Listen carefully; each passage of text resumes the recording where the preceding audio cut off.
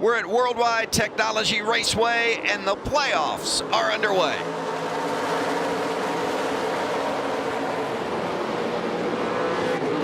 Love it. John Hunter Nemechek just blitzed down into turn one and blew the line way wide.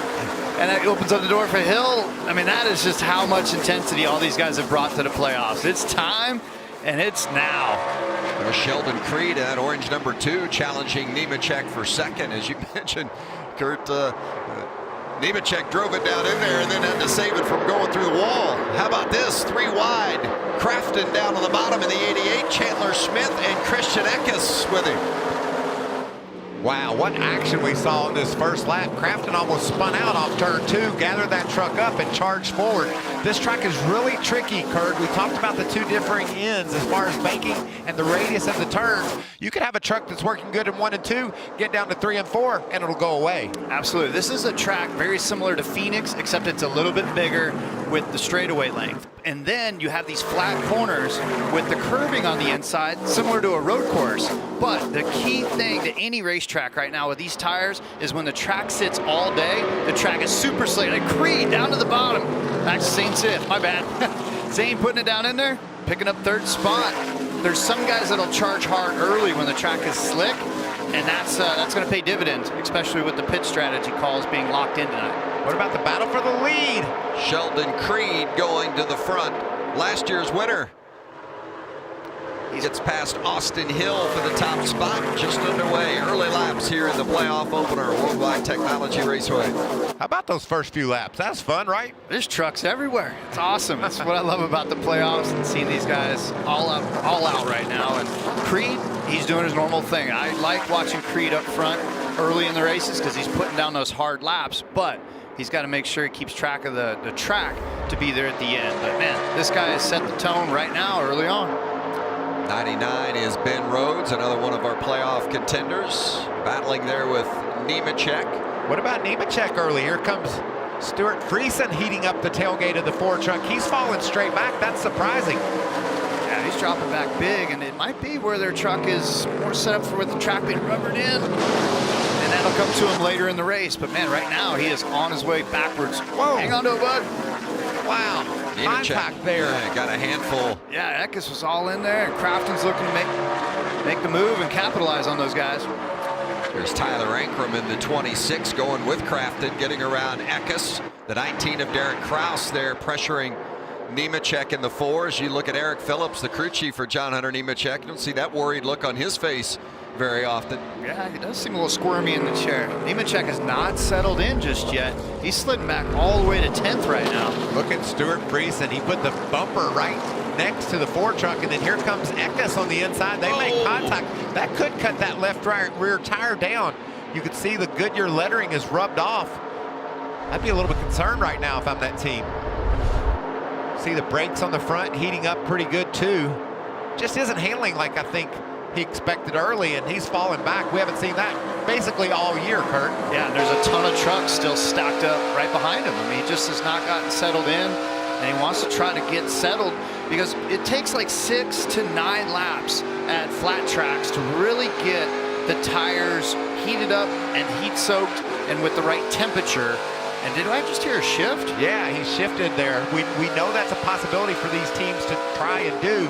This early in the race, though, with Chandler Smith shifting, Kurt, you'd have to think maybe the majority of the field's trying that. That, or you got a huge checkup off of turn 2. You really don't shift off of 4, but you'll shift off turn 2 because turns 1 and 2 is much tighter as far as the radius down there. You see the pylon there on the left-hand side of the screen, and the playoff drivers highlighted in that.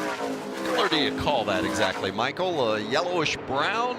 Spicy mustard? mustard? Do you like that? Spicy mustard? I like that. I like spicy mustard better than brown mustard. Yeah, you want to keep your name in that color or the green color. Avoid the red color in the coming weeks. Wow, what great competition. I think it's because when we talked about it in the Camping World track description, the differing ends, that brings more guys closer together, I think, because you're not going to hit it perfectly. Regan, what are they saying with this Ford truck? Surprising early that he's falling back.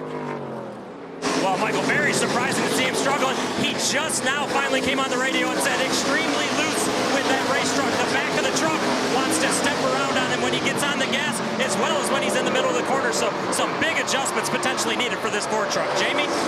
For our race leader, Sheldon Creed, it's a brand new truck for him tonight, and his crew chief, Jeff Stankiewicz, telling me it has some new bells and whistles on it, particularly with the aero. That was something that they struggled with in the early stages of this season, just trying to keep up with the Toyotas. They thought that they were just missing it on the setup, but after diving further into it, they realized they needed to do something.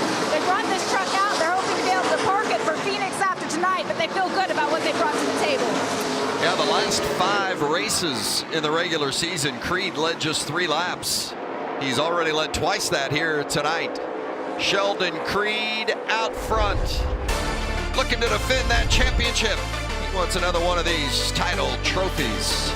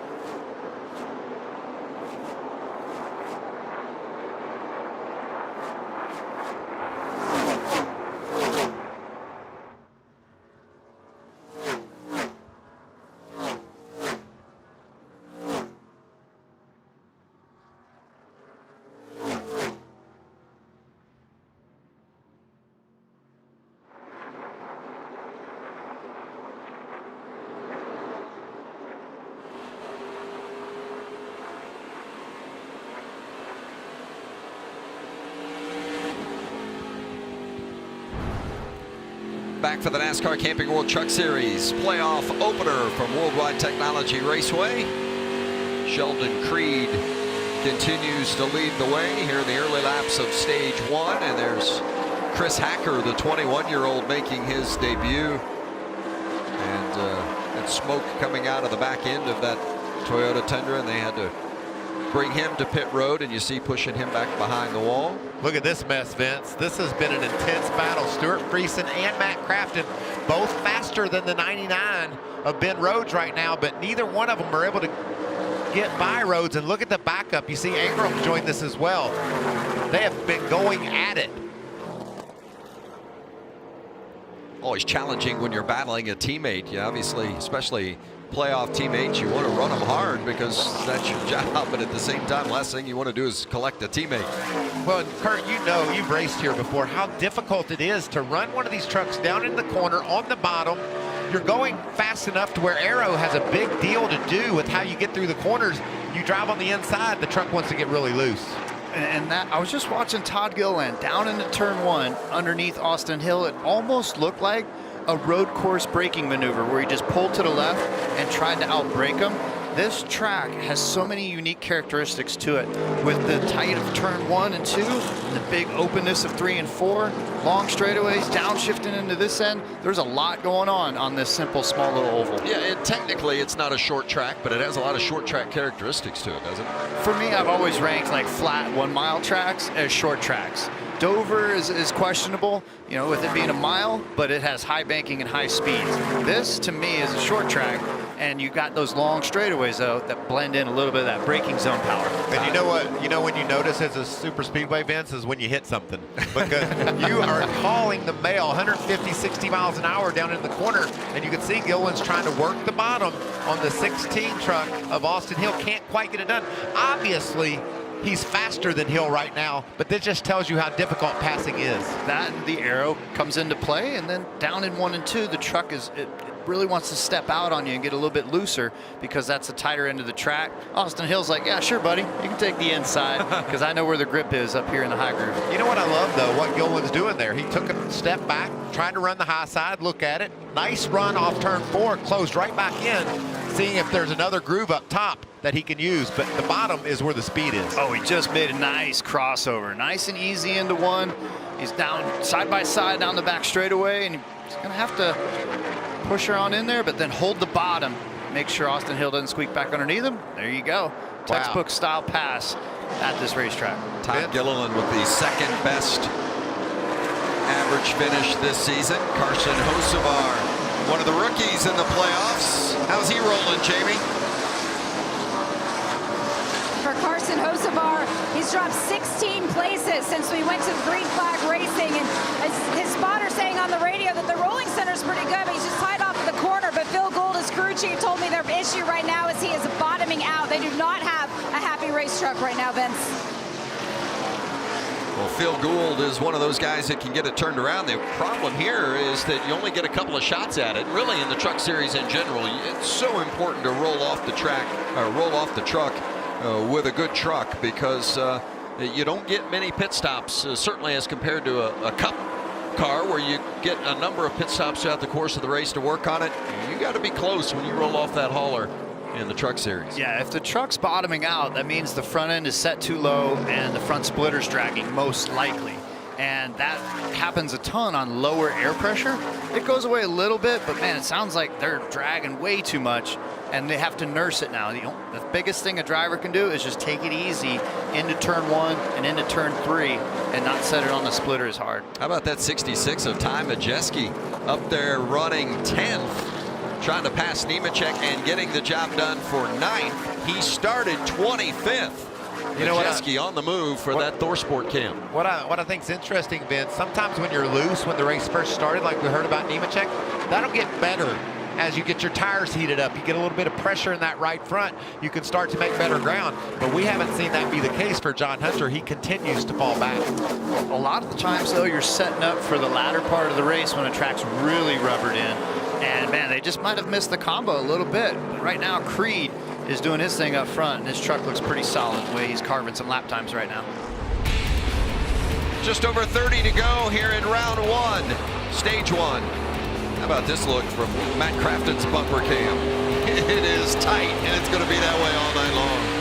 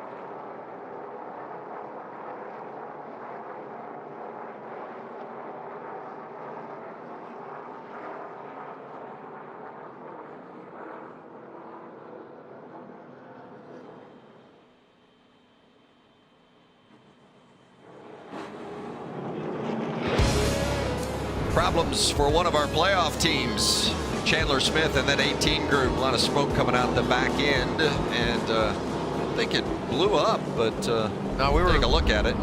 Riding on board, Vince, and you could see the smoke starts to billow out the back, but we didn't hear anything amiss under the hood. The engine sounded clean, Kurt, so probably an oil line of some sort, transmission, rear end. Yeah, and he reported that all the gauges look fine. I'm puzzled by this one. Let's send it on down to Regan. You got some info for us? Well, guys, he did mention all the gauges were fine on this truck. He had oil pressure. Everything looked good. The team just yelled back across the wall and said right rear hub on this race truck. So basically where the right rear tire connects to, they've got an issue with that hub. And you see he's going to have to go behind the wall. A tough break for this 18 team that had a lot of confidence coming into the playoffs. Boy, you got that right, especially here. He had a really good run going here last year. Spun with about the halfway point, but thought they were going to be a contender. They really felt they had a truck to do that last year, and that confidence coming back this season. So it is heartbreaking for this 18 team out of the Kyle Busch Motorsports camp for Chandler Smith. Yeah, I talked before the race how I felt like he was my favorite to win this race. He's really good, like you mentioned, Vince, a year ago, and I felt this team gaining momentum. Man, this is a heartbreaking way to start the playoffs. We've talked about the fact that, and as Mike just mentioned, we are starting the playoffs here at World Wide Technology Raceway, and then we'll go to Darlington in a couple of weeks, and round one wraps up at Bristol. Well, how about those trio of racing? 2 drivers will be eliminated after the Bristol race, and we'll take 8 drivers into the second round of the playoffs. So you've got 3 pretty unique racetracks to get your work done. How about that? What a mix. These guys better be versatile, and they better be on top of their game, and this setback for Chandler certainly makes the next 2 even that much more important. He was already in a playoff bind, but another guy that I think's running well, Jamie, is a 21. Zane Smith looking good early. He is, and they just told him, Bono Mannion, his crew chief, said you've got a great start going here, but they do have an issue that is possibly developing with the brake and the brake temperature. They're having him leave the fans on here to see if they can get him to cool off. It's a completely different package than what they ran here last year, so Zane's having to figure out how to drive the truck with the conditions and the issues that they're having, but the team so far is pretty pleased with what he's able to do. A lot of challenges, and Smith, another one of those that had a good year here last year, led 45 laps. Finished in the top 10. Hey, tomorrow on FS1, huge Major League Baseball doubleheader. First pivotal game, easy for me to say. Yankees as Aaron Judge powers the Yanks against the Twins. Coverage noon Eastern. Then at 4 o'clock, Pete Alonso and the Mets taking on Cody Bellinger and the Dodgers. All the action on FS1 and the Fox Sports app. That would be a pivotal game for the Yankees. I knew you had that in you, Vince. Well, this is not the scene that those in the Kyle Busch camp were hoping for. This Chandler Smith's truck is behind the wall and in the garage area and up on the jacks, as he's one of the 2 rookies in the playoffs. Carson Hocevar is the other. And when you look at what rookies have done in the past, Zane Smith in 2020 last year finished second in the championship. William Byron really was the guy to beat back in 2016. Had that unfortunate engine issue that prohibited him from going to the championship 4 and having a shot at the title. Man, this is so heartbreaking for this team. They had a good truck.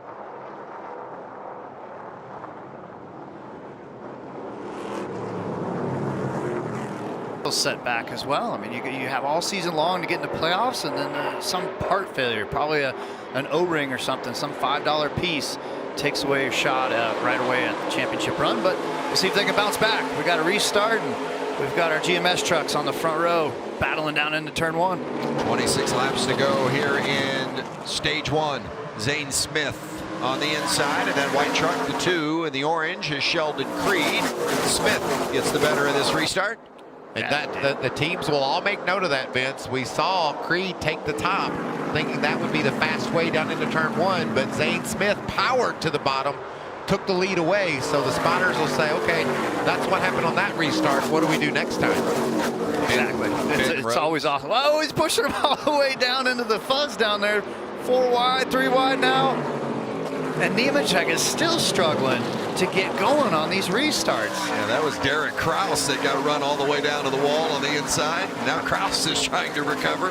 Man, Kraus made a great move, got sideways, and lost all that momentum and ground that he'd made up. That was really aggressive by Nemechek, wasn't it? Sure was. Squeezing down. Good look at Haley Deegan in the 1, trailing that yellow number 9 of Grant Infinger, champion power truck. Running that 9 again this week. Been a good season for Infinger, splitting rides between the 9 and 98.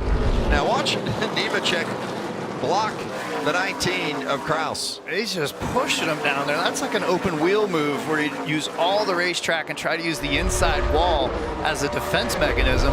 Right now, I'm just seeing Nemechek struggling to get going on these restarts, not getting the right amount of heat in the tires. And all these guys just back and forth.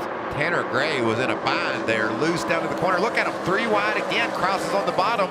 Will he go to the fuzz again? Caution is out, and the 0-4 involved in that as Corey Roper. We saw the 3 of Jordan Anderson right there with him. And caution for the second time here in stage 1. I think that caution saved the caution that might have happened down at turns 1 and 2. Because it was 3 wide, going down into 1. It's like a road course corner. Nobody was going to give up down there. We've seen some great racing. These guys really, really being aggressive early on. You see Nemechek sideways, and then in the back, around goes the 0-4. Jordan Anderson had to make an evasive move there up top to avoid the 0-4. Close call there for the 3 truck. Anderson carrying the Bommarito logo, and of course Bommarito Automotive so big here in the St. Louis area. Big night for the 3 team. Coming back, stay with us.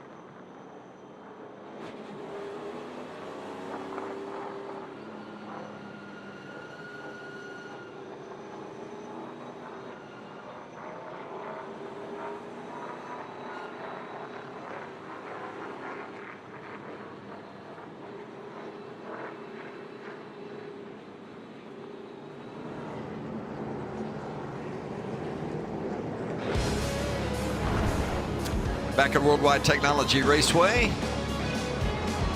Camping World Truck Series playoff opener. The first of 3 races in round 1 of the playoffs. Here's a look at the 0-2 of Chris Wright. Looks pretty good there with all 4 tires on the ground, doesn't he, Vince? Yeah, how about that at Indianapolis in the Xfinity race? It was like a thrill ride, wasn't it? Watch him. Look at that. Whoa! Oof. That's Not good. incredible. Not good at all.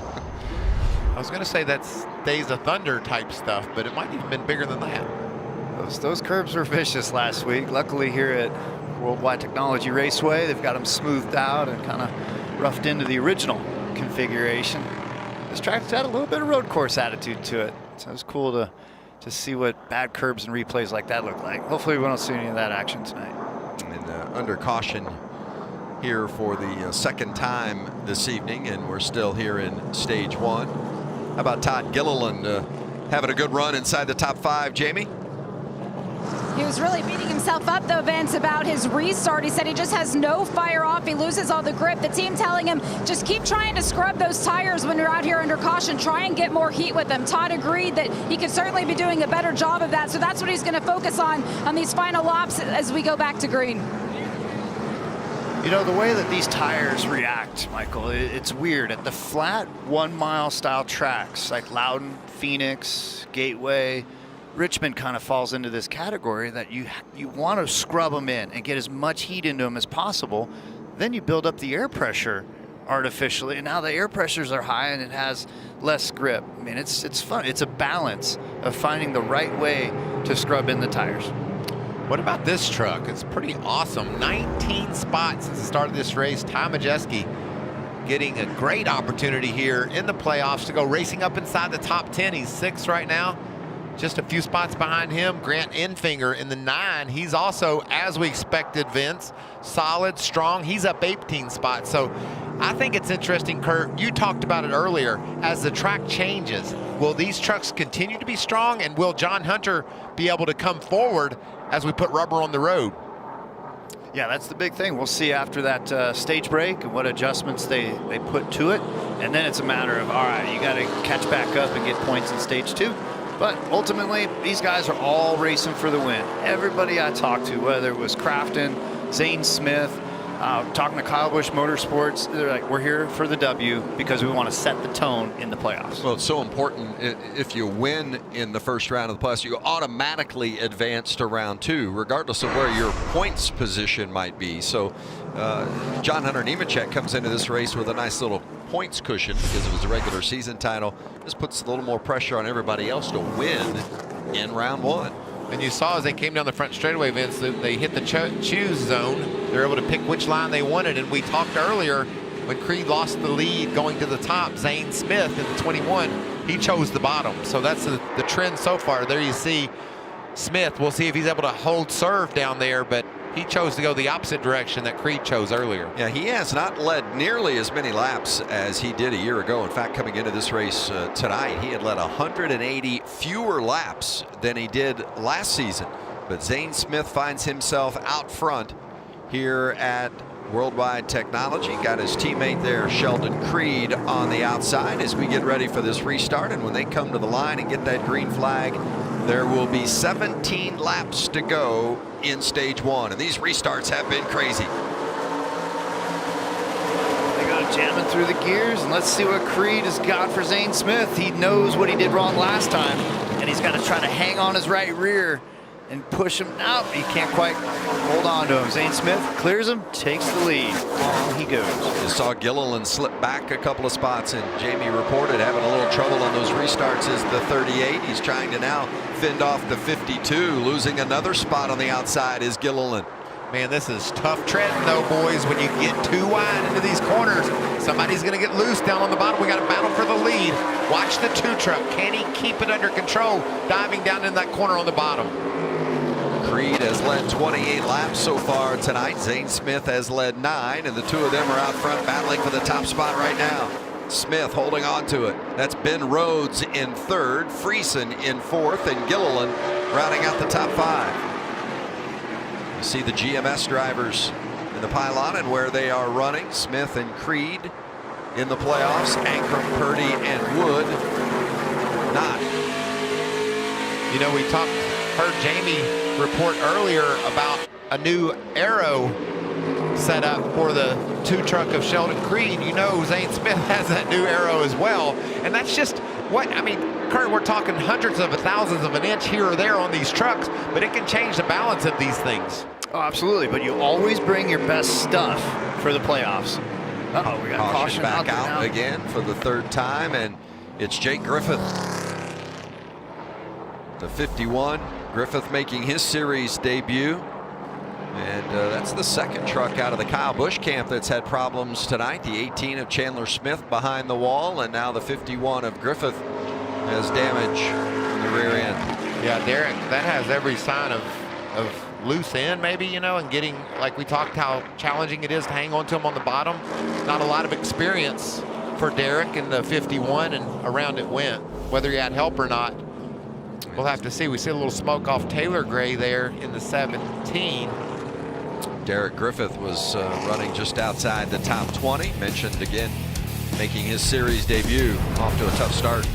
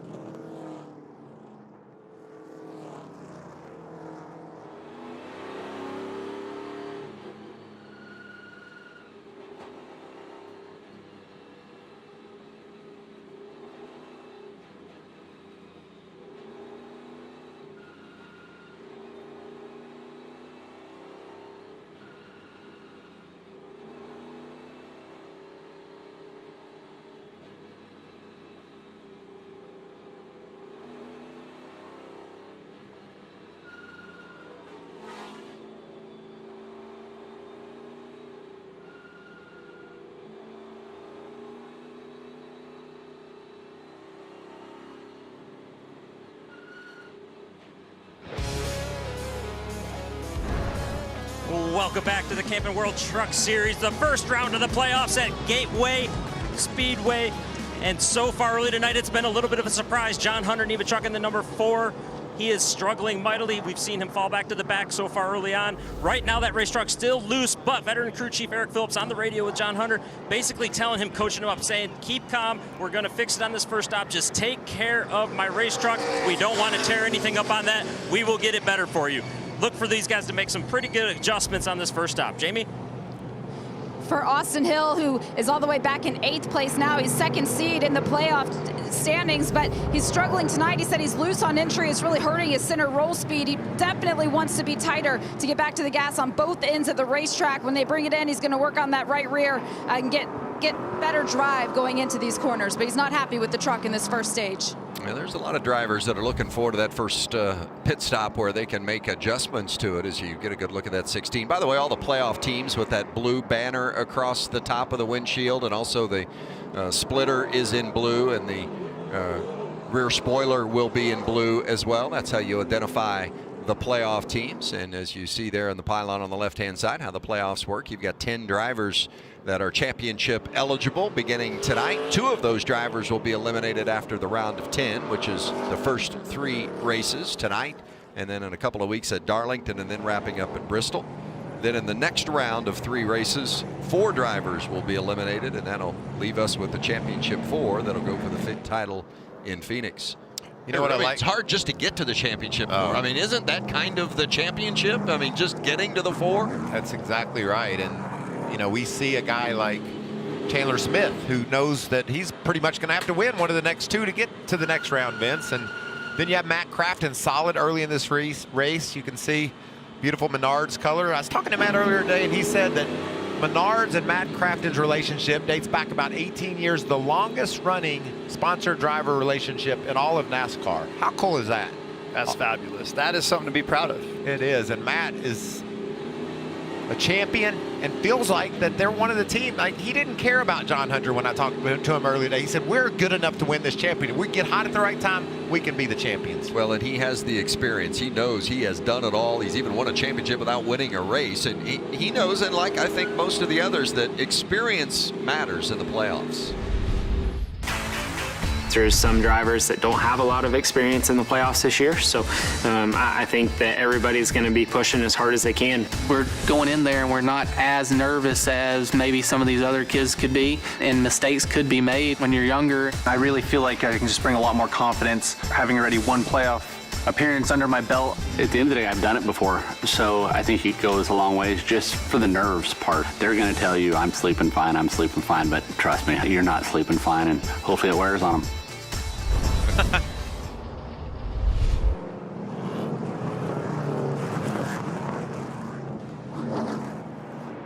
That was on TV, Vince. Matt Crafton talking on TV. When you talk to him on the telephone, it's the same thing. He believes in what he has, what this team is bringing to the playoffs, and it's been a solid start to this race for that team. And you see those playoff drivers highlighted on the pylon and where they are running. How about Ty Majeski? We've mentioned him already a couple of times, up from that 25th starting spot all the way up inside the top 10, threatening for a top 5 finish to stage 1. First stage, 55 laps. Second stage, 55 laps. And then that third and final stage is 50. We've had 3 cautions here in the first stage. A little bit unusual for the racing here. Guys have got to mind their P's and Q's if they're going to keep going straight, especially on these restarts. It's really difficult to run this bottom groove. Yeah, you can get yourself in a lot of trouble on these restarts. Zane Smith on the outside, Sheldon Creed inside. Now he chose outside, and Creed's going to put it down in there on the inside. It's 50-50 so far on inside versus outside. I love what Stuart Friesen is doing. He's up to 3rd in that 52 truck. Hasn't been a great season for this team, but they're getting some speed out of that 52 right now. Yeah, only 4 top 10s for Friesen, but boy, where they have come from in the 2 years since they went out on their own. Last season, at the beginning of last year, they barely even had a toolbox to start their team, and now they're in the playoffs running for a championship, and that is a big accomplishment for that Halmar group. Oh, I just hope he watches it down on the bottom. I've talked about it 10 times, but it's going to happen. Somebody's going to get loose on the bottom. There's going to be contact. Yeah, these boys are racing hard. They're putting it all out there for these stage points. We've got less than 10 to go. First stage in the playoffs. These guys want every spot they can get. An all-important playoff spot, that playoff point that goes along with it, as you see Friesen battling Creed for second. Taking a look, Creed holds him off for now. Ben Rhodes and Todd Gilliland right behind him in 4th and 5th. Man, I'll tell you, it's been over 20 years since I raced at that racetrack, and I remember tiptoeing so much on corner entry, and I'm just like tiptoeing right now, calling the race. I mean, these guys are right on the edge of that looseness on entry, and they're doing such a great job. And man, trucks everywhere running side by side. It's great to watch. The 40 is Truex. The 1 is Haley Deegan. That's Josh Berry. Yep, the 25. Closing in on Deegan. These trucks all racing inside the top 20 minutes. These boys are racing for the lead, and they're racing hard. They want the points. They want to set the tone. And these GMS trucks, I'll tell you, the last time I called a race was the championship race in Phoenix. This style track is just like Phoenix, and the GMS trucks are out there running up front. Jamie Howe reported on it earlier, and Sheldon Creed talked about it this week. They felt like they had been passed by the competition, namely KBM. When it came to the aero, they were missing some things. They were getting beat in the aero department, and it was costing them speed, but they have come alive here toward the end of the regular season, and now we see very strong here in this opening race of the playoffs. They have gone to work, and the GMS trucks are better.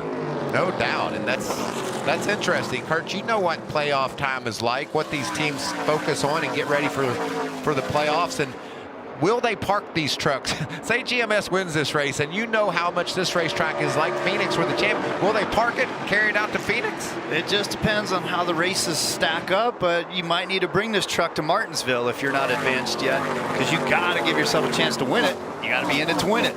So I love playoff atmosphere. The way the regular season goes, if you stack up some wins or you stack up some points, this, that, and the other thing, but boom, when it gets down to it, you bring your best stuff for the first race in. 4 to go here in stage 1. Sheldon Creed starting to stretch his legs a little bit with a nearly 1 second advantage over his teammate Zane Smith. There's a good look at the 88 of Matt Crafton outside the top 5, running 7. Great view on this bumper cam, and that's Todd Gilliland in the 38 just ahead. What a great run for Gilliland. He was strong here a year ago, won a couple of stages. And I think it's interesting, Mike Gilliland, you know, their truck last year was prepared out of the DGR shop, and he says since they moved things over to the front row camp, he feels like they've picked up some. They've got a little better vibe around their truck team, and it's paying off for him, he believes. I agree. A lot of speed this year. That run he had at Coda was amazing. Drove away from the field late in that race, and this track's, you know, an oval obviously, but it reminds me a lot of a road course. You hear them shifting. There's a lot of tiptoeing into the corner, slippery up off. So there's a lot of technical aspects that the driver has to face when he comes here in races. There is. I mean, we got the lane choice, the 2 wide restarts, one end of the track's bigger than the other. There's a lot going on in this first stage. And look, looks like Friesen's got a good run off too. That's where Zane Smith struggled, and Creed was able to pick up the lead from him. That's for second. And that's Friesen moving up into second to grab that ultimate 1 point advantage over the case of the playoffs here. Final lap in stage 1. Sheldon Creed continues to lead. And I want to tell you what, Kurt, you know this is in roads, dives to the bottom 1/8. This, what Friesen is doing, this is building confidence. Every lap that he's driving past trucks and going up toward the front, they've struggled a bit this year. Like I mentioned, only a couple of top 10 finishes, but yet here he is closing on the leader late in this first stage. And ultimately, it's going to put him on the front row for stage 2, and he'll have a chance at taking the lead. But right now, it's Creed. Sheldon Creed, the stage win, just his second stage win of the season. What a way to begin the playoffs for the defending series champion. Austin Hill and Nemechek. Man, how about 8th and 9th? All the talk pre-race about John Hunter Nemechek, and Nemechek has been struggling. No struggles for this guy. He led only 15 laps in winning last year. He's already led 34 tonight.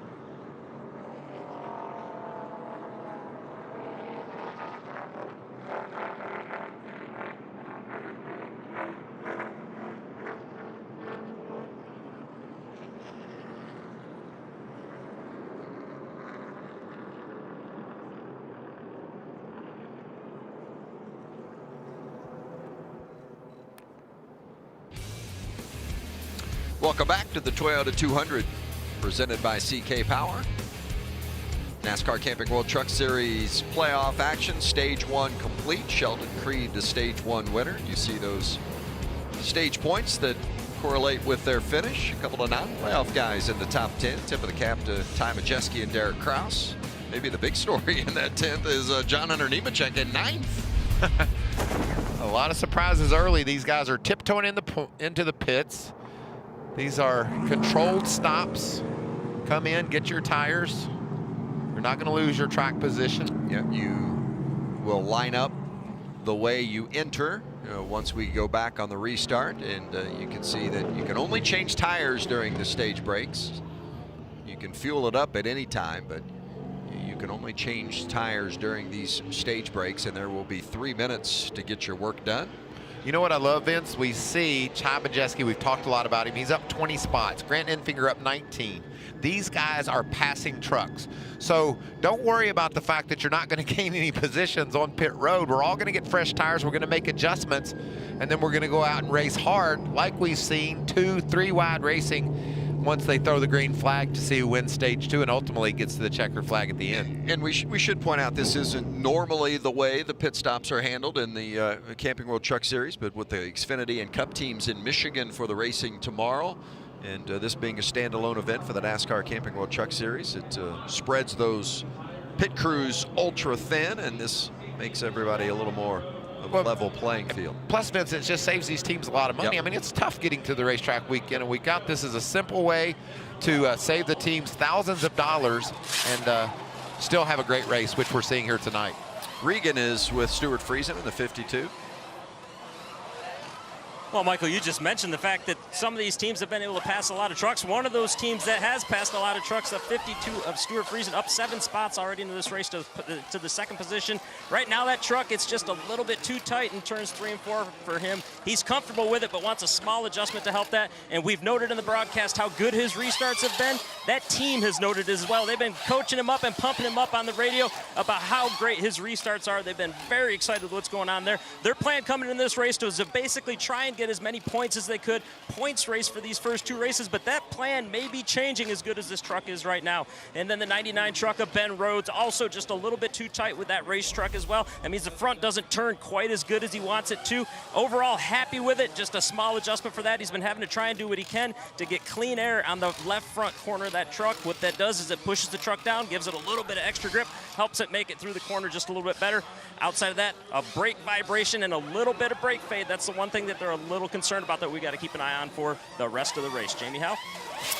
Well, for Sheldon Creed, our stage 1 winner on pit road, taking their time right now, just like everybody else, making sure everything gets done. They're going to go down a half pound in left rear tire pressure, or up, sorry, and they're also going to go down on the track bar just to work on getting the setup of that truck better. But overall, Sheldon said, as for a brand new truck, this thing couldn't be any better. He was really happy with what the team brought him today. He said he did work those tires pretty hard, though, in the battle with Zane Smith in that number 21. They took a look at him and said, you're going to get more grip the next time, just because the tires that are going on, it's a newer set, meaning the Goodyear gave each of the teams 3 sets of tires. The ones that they started the race on are older. They were manufactured back in November. They've been sitting in the warehouse. They're a little harder. The tires that all the teams are getting now are a little bit softer. They're a newer model, so they're going to have more grip. So he's looking forward to that for the second stage. As we move up to Zane Smith, the tires that came off of his truck, 2 of them were completely corded. They said that explains some of why you were tight, but Zane said that all of his problems are just in the braking. He was on the radio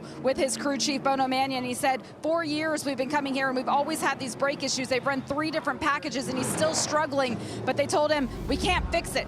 You're going to have to race with what you have at this point. We can't change anything with the brakes. We're going to give you some chassis adjustments, but you're doing a good job managing what you do have. Thank you, Jamie. And corded tires, certainly not ideal, that's for sure. Those look pretty good. Yeah, those don't look too bad. Hey, the Indy Lights, IndyCar running here this weekend as well. Indy Lights with Cooper tires were on track for practice prior to, or a race, I should say, prior to the trucks getting on track. Would that have anything to do with maybe the way the tires, these Goodyear tires, are feeling or reacting on track, Kurt? Yeah, it could make a difference. And the thing that I see in the Cup Series, anytime a track sits there all day in the sun, the oils come up out of the asphalt, and the first section of the race is way slicker than anticipated. And I think a lot of these guys underestimated, but that tire there, that's definitely corded. It's getting abused on that edge, and that's a bit too much camber on that one direction. But yes, I think the Cooper tire was a different style tire, and these guys were sliding around. Stage 2 coming your way next.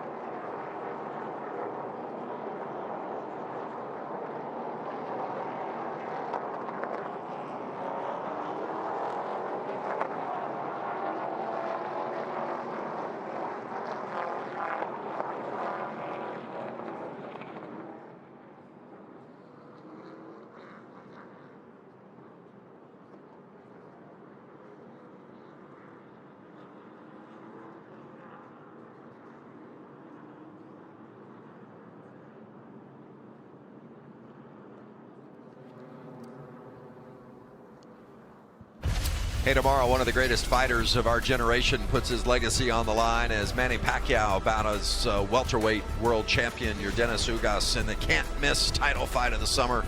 It's tomorrow live on pay-per-view. Buy it now on the Fox Sports app. Watch on any screen you wish. Lap 25, one of our championship contenders, Chandler Smith. Not the way he wanted his playoff run to begin, having to take it behind the wall. And he has remained there, and he has not gotten out of the truck. You see window nets still up, so they have hopes of getting back out, but it's certainly a frustrating night for the 19-year-old Chandler Smith. What could they learn by going back out, Kurt? We talked about the similarity between Worldwide and Phoenix. Can they learn anything by getting back on the racetrack that might help them if they make it to Phoenix to race for a championship? Yeah, you may as well. I mean, this is a championship effort that you have to put forth, and unfortunately, they're having to deal with a part failure. And it's good to just go back out, find a rhythm, and see what your lap times are. Maybe put another set of tires on it and go back out again and try something and just see what sticks. As they run, you can see what the playoff standings look like. They're on the bottom portion of our pylon. You see Carson Hocevar 18 points back. Vince, he fell back to 20th early in this race and has been able to rebound up to 15th now. So maybe that team didn't like their truck at first. Make an adjustment here. We'll watch Hocevar closely, see if he can climb up inside the top 10. Make those same types of moves that we've seen Majeski and Infinger make. Yeah, these restarts have been awesome to watch. You know, whether you're choosing the low lane for handling or you're up on the high side trying to defend for position, these guys have been going back and forth, and it's been an exciting first stage. Now we're in stage 2, and points are, again, important to gather up. Recently announced that Hocevar would be returning next year full-time again in that Nice Motorsports machine. That's good news. I like this young man. Very energetic. Really solid effort for Al Nice and his group. Here's Phil Gould, the crew chief for Hocevar. So we get ready to begin stage 2. Sheldon Creed, your stage 1 winner, on the outside in that orange and blue Chevrolet, and Stuart Friesen on the inside in the blue and white Toyota. Stage 2 is green. Let's see how this plays out. Friesen's going to toss it down in there. I didn't have any doubt about that. He ain't afraid. I love those dirt track guys. I was thinking when Sheldon Creed took the high side, you better make sure you understand who you're putting on the bottom, because you're not going to get anything but 100% out of the 52 truck. He's on the switch every lap. Friesen ran a dirt late model race last night in Orange County, and of course running the truck race tonight, and then he'll be in a modified race tomorrow night. That's way cool. He's throwing down a trifecta there, and got 21 coming back in the mix. Zane Smith. Zane Smith driving it in and making it stick. Wow, that was aggressive. Taking no prisoners on that move. 3 wide back in the pack. Well, those GMS trucks are sporty tonight. Matt Crafton in that neon yellow trying to move his way up into the top 5. Just outside. There's Infinger in the 9, and Johnny Sauter, first time we've mentioned Sauter's name tonight, just outside the top 10. Haley Deegan right there battling for a spot up near the top 10. She's been solid tonight. You know, we mentioned Johnny Sauter, and it was reported on earlier in the race, but if you missed it by chance, not working with Joe Shear Jr. tonight as his normal crew chief. First time that those two have not been together, other than when Shear had to serve a penalty, since 2016. But trying to do something a little bit different. But Haferly, the crew chief for Sauter tonight, and Joe Shear Jr. working with Ty Majeski, who's having a great run, currently 5th. Friesen back to the bottom versus Smith. As you see those 3 GMS trucks lined up right behind this battle. Matt Crafton very strong. We've talked a lot about Ty Majeski and the moves he's made early. They've got Rhodes in the 99, Majeski in the 66, and now on board with Crafton in the 88. 3 ThorSport trucks in a row, running 4th, 5th, and 6th. This track is a lot racier than I thought it was going to be. Like, it shows that you have to have that compromise of handling. One end of the track's a little bit tighter down here in turns 1 and 2. Sometimes you hear him downshift. And then now you're trying to put the power down, and the truck wants to jump sideways off of turn 2 as it's in that 3rd gear. And they'll grab 4th down the back. We've got a power outage here at the racetrack, and we're going to see if what that's going to do for us here. Coming back, stay with us here on FS1. The caution as the lights went out at the racetrack, and they have come on for the most part again, and working on the issue, but the power outage certainly has put a wrench in things, and can't drive these trucks in the dark, but certainly unexpected. But boy, we have seen some good racing so far up until this point, early laps here in stage 2, guys, and maybe the big surprise I think of the night. We talked so much about John Hunter Nemechek in the pre-race show, race day with Phil and Todd and Caitlin, and then of course we've discussed it as well, but John Hunter Nemechek has not been a factor tonight.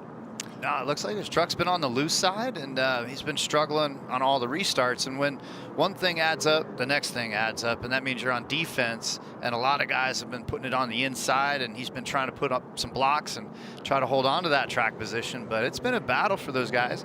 But we'll see what adjustments they made here in stage 2. to try to rebound. And you know what's going to be interesting, Vince, is these GMS trucks. And we've talked about how fast Stuart Friesen is in his Halmar Toyota, and the ThorSport trucks. They're all fast. Have they made that big of gains as we head to the playoffs on John Hunter Nemechek and Kyle Busch Motorsports? That'll be interesting. These lights going down in Illinois is something that the team certainly weren't prepared for. It's going to be interesting to see what happens from here. The track continues to change. Keep that in mind too. That'll be a challenge for these teams. Yeah, I think what's interesting, you know, Halmar, the 52 is a Toyota. The ThorSport trucks are Toyotas, and of course John Hunter is a Toyota. So you wouldn't think it's a Toyota thing, but maybe just a struggle for the four. I mean, they are human. It happens, and here's the way things started tonight. And Nemechek jumped out at the start, but quickly fell back, and it became Sheldon Creed show as last year's race winner moved to the front. Then the 18 of Chandler Smith, one of our championship hopefuls, had a problem in the right rear and had to take it back behind the wall. Some teammates doing battle at the front. Zane Smith led for a while, but Creed ended up winning stage one. You know, Sheldon Creed had so much long range speed, and Zane Smith didn't. His truck was fast on the get-go, but it fell off, so it'd be interesting to see if they can make those adjustments. Under red now as the trucks have come to pit road and park while they work on the power situation here at the racetrack. And you see our Blue Emu race summary, and they have no timing and scoring because of the power outage. So they'll park the trucks on pit road and go to work. With some things you can never account for. I mean, it's a live sporting event. You just never know. Normally, that's right. We think about the weather. In our most recent race at Watkins Glen, we had the race stopped 11 laps short of the finish because of lightning. And tonight, a power outage. You never know what you're going to get. You just got to be ready for anything in this day and age, whether it's the weather.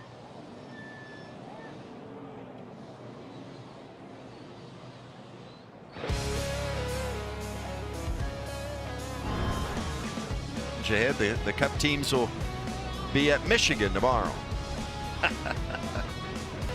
Welcome back to NASCAR Truck Series Racing on FS1, presented by Blue Emu.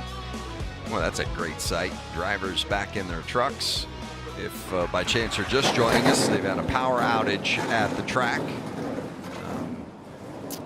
Lights went out, timing and scoring down, and all caused by a fire off property that caused a power surge at the transformer. And fortunately, things have been restored, at least it seems at this point. The lights are certainly back on. Timing and scoring is up and running again. Drivers in the trucks, and it's like we're going to go racing here in stage 2 with 46 laps to go in the second stage. Just to recap, Sheldon Creed there in that 2 truck was your stage 1 winner. Saw Johnny Sauter there. Johnny with a new crew chief here this weekend. He's in the 14th spot, so solid so far, trying to move up inside the top 10. Austin Hill, Vince, he's back in 11th. That's a little bit of a surprise along with John Hunter Nemechek, but we've seen John Hunter make some progress. Austin really hasn't. He's been stuck just right there, just outside the top 10. And Chandler Smith went out early, lap 25, had a problem in the right rear, and they've been working on that truck in the garage area for, well, since lap 25. I mean, he went in and been off track. So certainly his championship hopes taking a hit tonight. Along with Carson Hocevar, who hasn't run well. We talked to him earlier down on pit road. He's really frustrated about the handling on his truck, and hopefully making some adjustments and can race up. But right now, he and Chandler Smith set 20+ points back outside, as you see there, outside of the round that will, the 8 trucks that will advance to round 2. Yeah, you saw Smith back on pit road, so he'll get back out, but 36 laps down. And we were told that the drivers were going to take a couple of laps around track, just making sure that the lighting is, I think we got this, Vince. And it certainly looks like it is as close to normal as we could hope. certainly much better than it was 10 minutes ago. It's looking sharp, looking ready to go. Yeah, I think they were just going to check the track out if they had to use the temporary lighting. But somebody hit the switch, things are back on and good to go. So to work with Jordan Anderson as they've got the hood up on that truck. I was kind of hoping, timing and scoring, they could score it like the old days. They used to do it with pencil and paper. Yeah, I remember those days. It was a clock that just had seconds. Like it'd be like 1,334, and you'd write that number down. It was an art to it. I think my mom was my scorer for a couple races, and I ended up gaining a couple laps by accident. No, I'm just kidding. Hey, you're going to be on track this weekend, Sunday at Michigan. What are your thoughts about the challenge ahead for you guys? In the Cup Series, that's one of my favorite tracks. I love racing at Michigan because you have the challenge of the aero, and then the track always has that handling characteristic, one end of the track versus the other. And then for some reason, the fuel mileage always comes into play at Michigan. So you got to be ready for anything.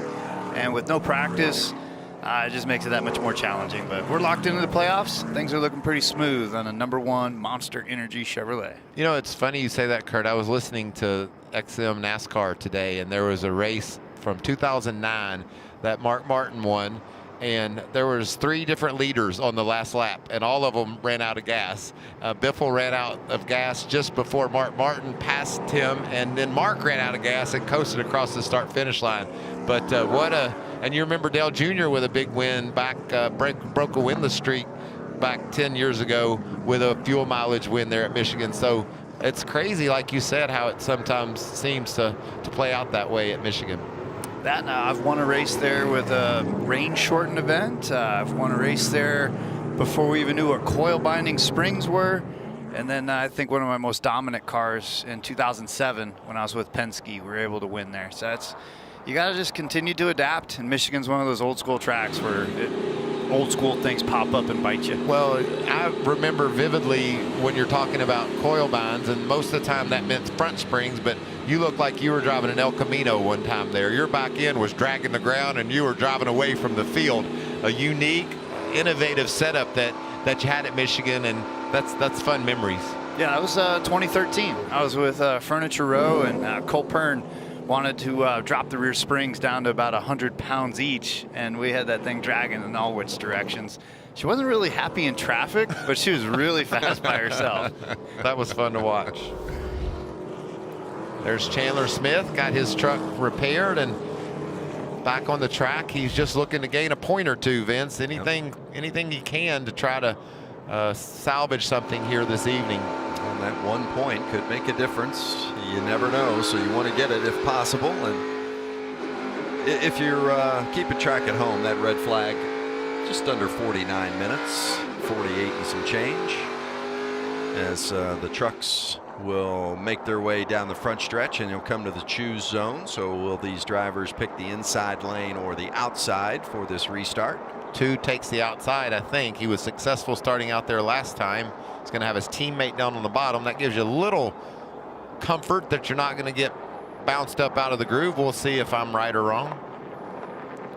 And then Friesen's in the 3rd spot. He's that blue truck. He most likely will go to the inside. I was going to say outside before he chose. But man, again, like we've seen this shake out so far, 50-50. But the good news is we're going back racing.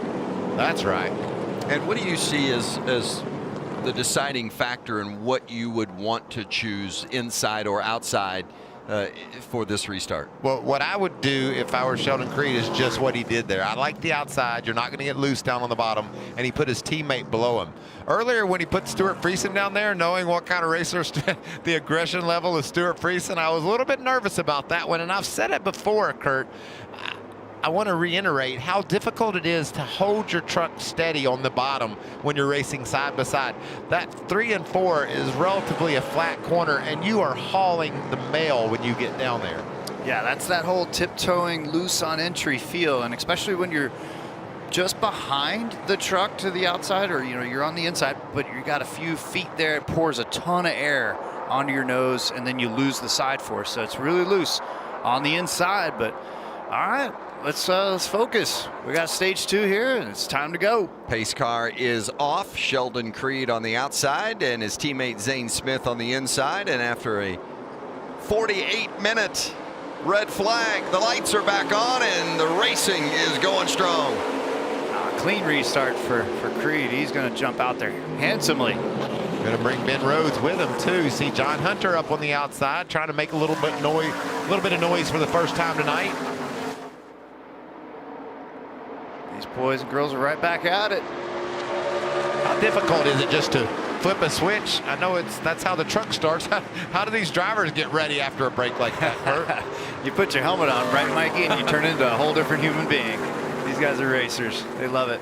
Man, look at this jockeying per position. There's Ty Majeski in that 66. Been a big night for him tonight, although he's slipped back a little bit off this restart. John Hunter Nemechek trying to make his way up, and it's Majeski and Nemechek there almost side by side now for position. Rouse heated up the back of Nemechek, didn't he? Yeah, he was. He was right there. He had to kind of give him room, and now he's to the inside. Drives down in there. That's a bad Dangerous angle. position, and he does get a little bit loose, but is able to gather it up. Wow. That is tough sledding right there. And you can see sideways again on exit. But he'll have a perfect side draft. But he did lose some momentum off before, but we'll see what he does down here in 1 and 2. That's Ankrum and Gilliland right behind these two. Not giving up. Some contact there for Gilliland and Is that Majeski. We're still going at it back there. Here comes Grant Enfinger in the 9 truck. Yeah, I think that was Eckes actually that got into the back of Gilliland a little bit. And now Enfinger getting in there, and that's interesting with Enfinger and Eckes. They going 4? Yeah, they split that 98 ride, and they are going at it. What a mess. Listen, yards in. Haley's putting her nose out in there. Go, girl. Grab some spots. All this happening back around the 15th spot. Yeah, and she made a nice move to the bottom there. Got inside of Enfinger. Look at them back there. Dicing it up. And all what's happening now is the trucks are taking in the setup changes. This is that 6 to 9 lap range where the tires are heating up, air pressures are about right, and now you're really getting that confidence of the grip level. Plus the track really settled in and cooled off during that red flag break. Watch this 98 of Eckes. A little contact of the 38. Ooh. Wasn't room for 3 trucks, Nope. but he made room.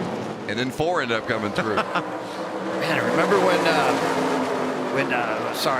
Gilliland was saying that his truck was struggling on the restarts. That's the perfect case in point of if you have a little bit of an off feel and your truck's a little loose, boom, you're going to lose 5-6 spots. No struggle at the front. Look at Sheldon Creed stretching it out over the 99 of Ben Rhodes with Matt Crafton running 3rd, Stuart Friesen 4th. Creed has led much of this race tonight, was the stage 1 winner, and certainly has had the strongest truck so far this evening. And he won this race. He won this race last year. Was not the strongest, but he has certainly been that good tonight. 36 laps to go here in this second stage. Timing and scoring still not working properly, and that's why you're not seeing the pylon in the left-hand side of the screen per normal. That's all right. We'll just stick right here on the bumper cam of Crafton. Grab the 3rd gear, off turn 2, and grabbing 4th. That's where we were when we lost the lights earlier. Now we're back. We're totally in the zone now. And you'll hear he ran 3rd gear in between 1 and 2, but just leaves it in 4th down here. Longer sweeping corner, so he chooses to leave it in high through there. Listen to him work this gas.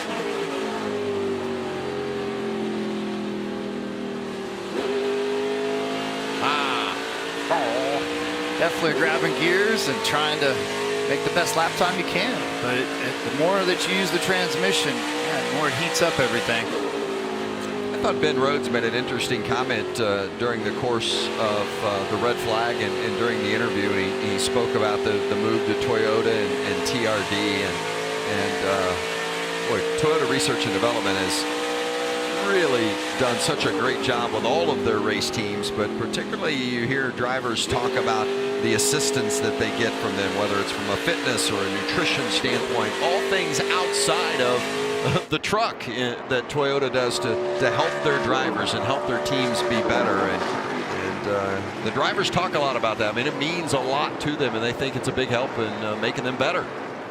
Yeah, it's been fun to watch the development of these young racers too. It just, whether you go back before they get to the Truck Series events in the late models or Menards East or West, you know, they just come to the Truck Series with a lot of knowledge and a lot of experience about how to go fast, and it's fun to watch. Well, this guy knows how to go fast. Jeff Stankiewicz, the crew chief, has given Sheldon Creed quite a piece tonight. How about it, Jamie Howe? Well, for Sheldon Creed, he is our defending champion. He's also our defending race winner from running here last year. But he told me one of the things that championship taught him that he's applying to these playoffs is he just needs more details. He's looking for more information. He wants to better understand why things are working the way they are. When he just got word from his team that he was now building out a gap, he asked them, what is my gap? What is the pace? What is everybody else turning?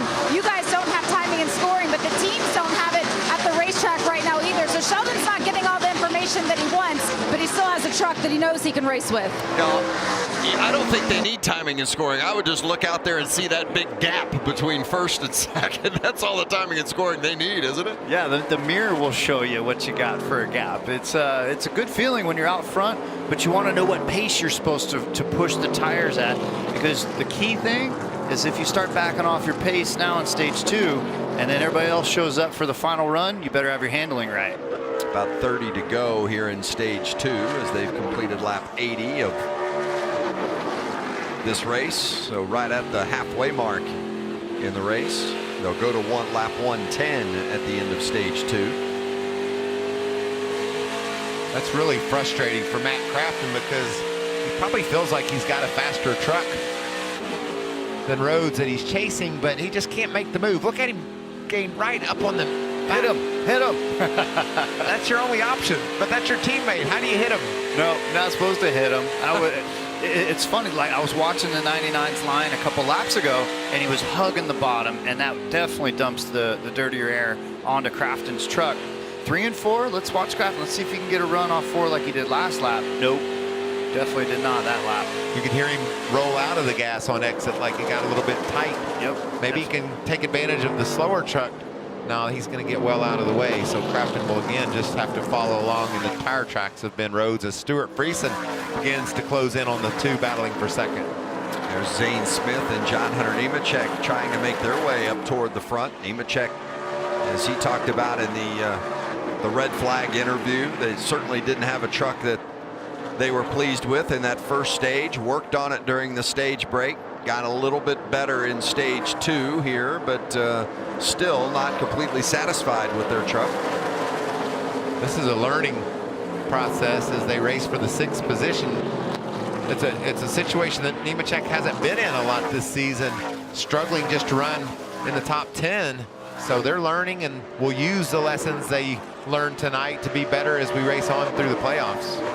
Well, in this close racing, I think, though, Mike, is an indication of how tight this playoff group is. And if it's not going to be John Hunter, as we talked about, maybe coming into this, not maybe, definitely coming into this playoffs as the favorite, but we see how competitive all of them are, even those like the 66 of Ty Majeski who aren't in the playoff mix and are out there trying to get the job done themselves. And Tyler Ankrum, as you mentioned, drivers that are not in the playoffs. Just a nice run here battling Zane Smith, and Zane slipped just a little bit, we saw there, and John Hunter got around him, and look what it's cost him. You talked about how competitive it is. He went from running in 6th, and he's going to fall all the way outside the top 10. Well, Ankrum can't quite get the move made, but great point, Vince, how competitive our truckers are. And a lot of the drivers have talked about the fact they think this is the most competitive the series has ever been. The younger guys obviously don't have quite the background that a guy like Crafton or Sauter or some of the veterans might have, but even those with the experience will tell you it is tough to win in this series right now. Jamie?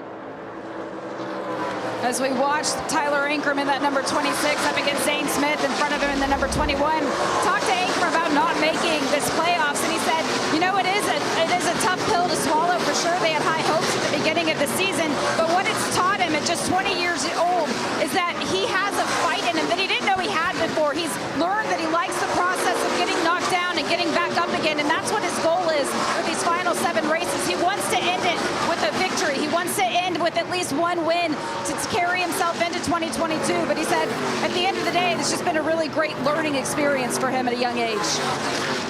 Yeah, a couple of third-place finishes this season. 3 top 5s in total. And Kurt, how about that? I mean, you never stop learning as a young driver, but teams are all chasing goals, and maybe the goal is different for every team. It's certainly different for the 2 team that's running for a championship and the 26 team that's not in the playoffs. Yeah, everybody's got a different agenda, and then with no practice at a lot of these races, it's all about adaptability. And if you had a day race the time before and now you're racing at night, you have to marry up ideas that lead.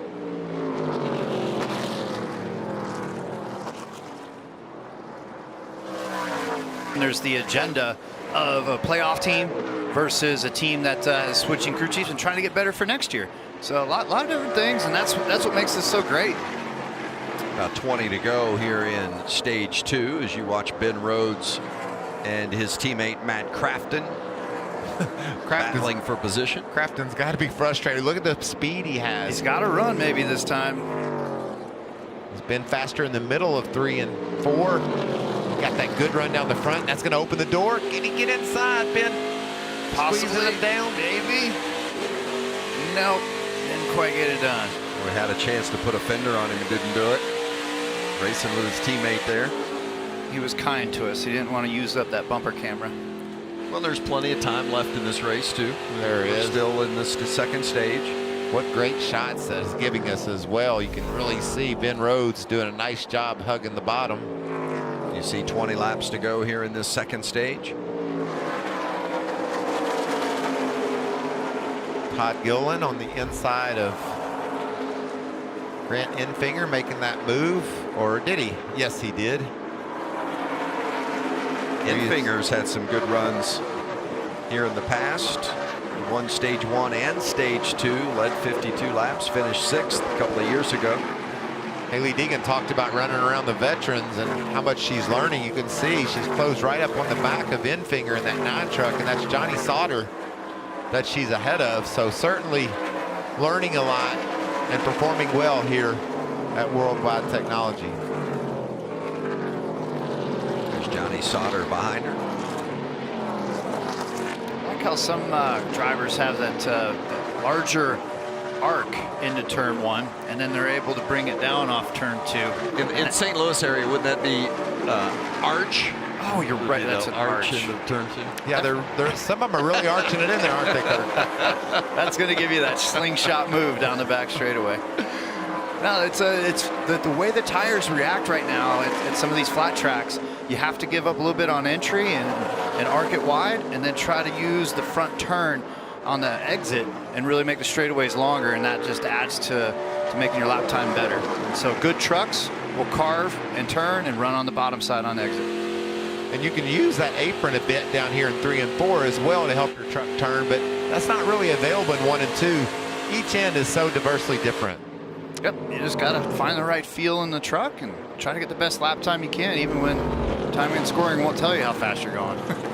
Hey, if you were tuning in here to FS1 for the pay-per-view weigh-in for the Pacquiao-Ugas fight, that will come up next here on FS1 as soon as we are done this evening. We'll have that for you. So the weigh-in for the big fight, you won't miss it, but will come after the race here tonight from World Wide Technology. We had a red flag of about 48 minutes because of a power outage in the area that affected the racetrack. The lights went down, the timing and scoring went off, as you see Danny Bone with a problem pulling down to the inside of the track. Try to make his way to the pits in that North American Motor Car Toyota. Danny running in the top 20 earlier, struggling, and Jamie, the 21, struggling as well. Yes, Zane Smith has gone backwards. We saw him lead over 20 laps early on in the race. We reported the brake issue that he's having, and it's just getting worse. He's saying on the radio he's got to put the pedal all the way to the floor. pressure, so he just doesn't have the confidence in that truck right now. Man, that's a tough drive when you don't have the confidence in the brake pedal. And there's so many different combinations, though, that lead to heating and cooling issues, and just the way that his truck's having that pedal fade. I think I've heard that before from that group, and it's tough, man. You just got to try to find the best way to deal with it, and you cannot get the best lap time out of the truck when you have brake problems.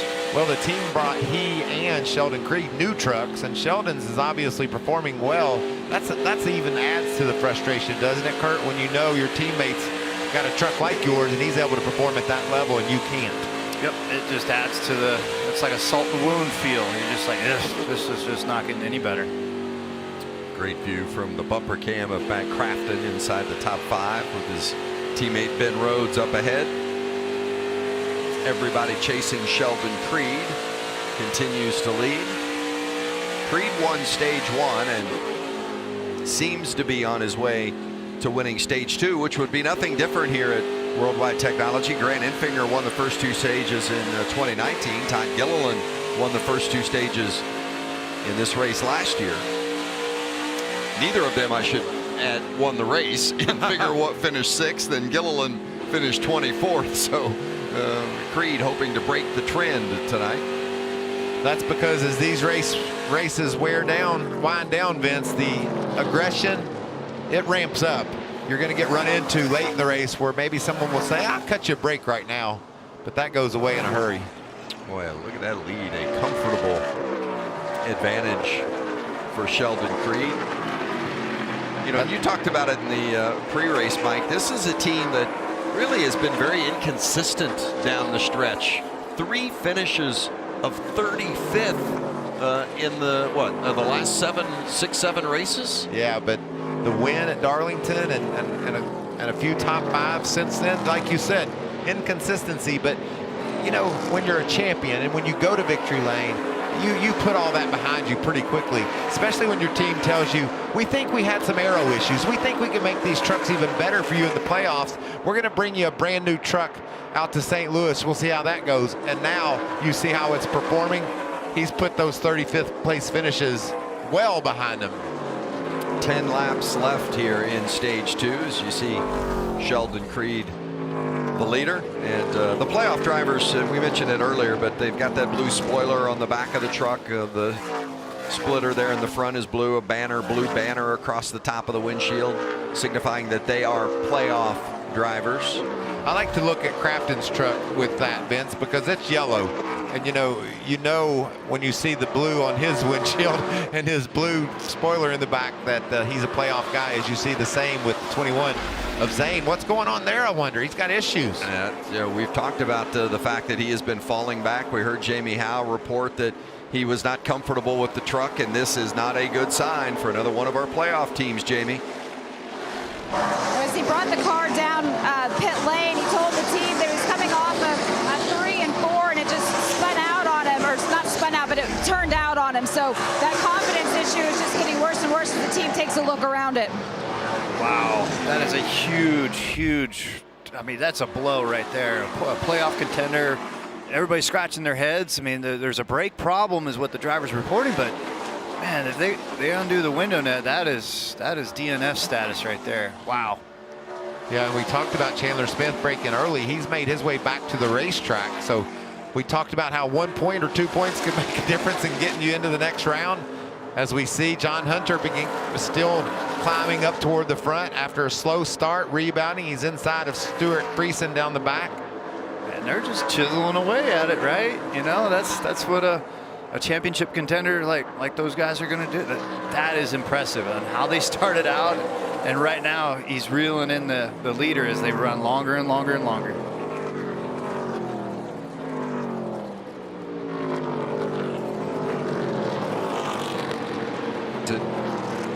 Where you see Ty Majeski. The 66 of Ty Majeski, I think, been one of the stories of the night. Yeah, I think so too, and it gives you a lot of insight as to how much speed those Thor Sport trucks have, even with Matt Crafton running up front as well. So that's great as they race through the playoffs. Boy, big problems for 2 of our playoff contenders.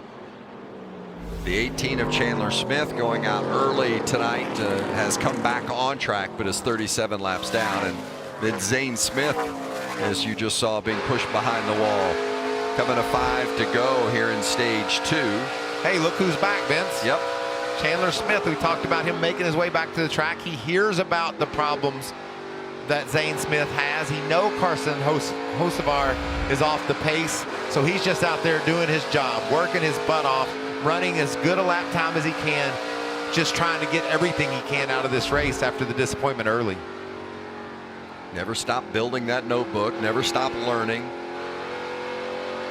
trying to get better, take the laps to do it, especially when you don't get practice and you don't get testing. Get every lap you can. Yeah, that's Chase Purdy up ahead. Chase has been solid inside the top 20 all night long. You hear him downshifting in that 18 Toyota. That looks fun to me, Kurt. It looks cool. I mean, it's got a low RPM shift point at around 7,000, but you know, the trucks, it's meant to try to equalize the group. It's meant to try to cut some costs. But what it's done is it's created such a really tight group of competitors where you don't know who has the advantage. But man, that is just tough. Looking at the right side of the screen, watching a playoff contender walk back after a mechanical DNF. Boy, that's a lonely walk, isn't it? It's tough. It's tough, but you know, if there's anybody that's going to be able to bounce back, it's Zane and that group, and it's a dogfight. You know, it's not done in 1 week. You still got a couple more weeks to bounce back. Yeah, there's several guys that are going to be bunched together around the playoff bubble, so it's going to be fun for us to watch on TV. Frustrating and nerve-wracking for the competitors, but for us that get to watch the racing, it's going to be interesting. Yeah, Zane Smith came into the playoffs 6th, but just with an 8-point advantage over Stuart Friesen and Chandler Smith, who were 9th and 10th, tied for 9th, if you will, with the playoff standings. You see 2 to go here in stage 2 for Sheldon Creed. No problems. That's Austin Wayne Self, lapped vehicle there in front of him. Self saying, I just need to run another lap or 2 here to stay from going a lap down, and maybe Creed will give him a little bit of a break since he's got such a big lead. It's kind of what it looks like. It's just like, yeah, you know, I'll just kind of ride this out and finish off the stage. I just love the way, look at that 2 truck. He can run down on that apron in 3 and 4. 1 lap to go. And yeah, I should point out, I referenced Austin Wayne Self being a lapped vehicle, trying to stay away from being a lapped vehicle behind Creed, but that's when you drive some of your best laps, isn't it, Kurt? When you got the leader on your tail, he's like, I gotta go. Leader's 1 truck back, and it's like, boom, you pick up 3/10. What? Yeah, Creed's going to win this one. Right on, double up on the stages. He's going to be a tough guy to beat here towards the end of this race.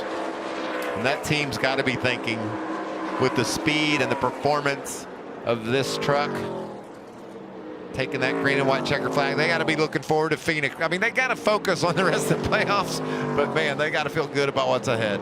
Sheldon Creed wins stage 2.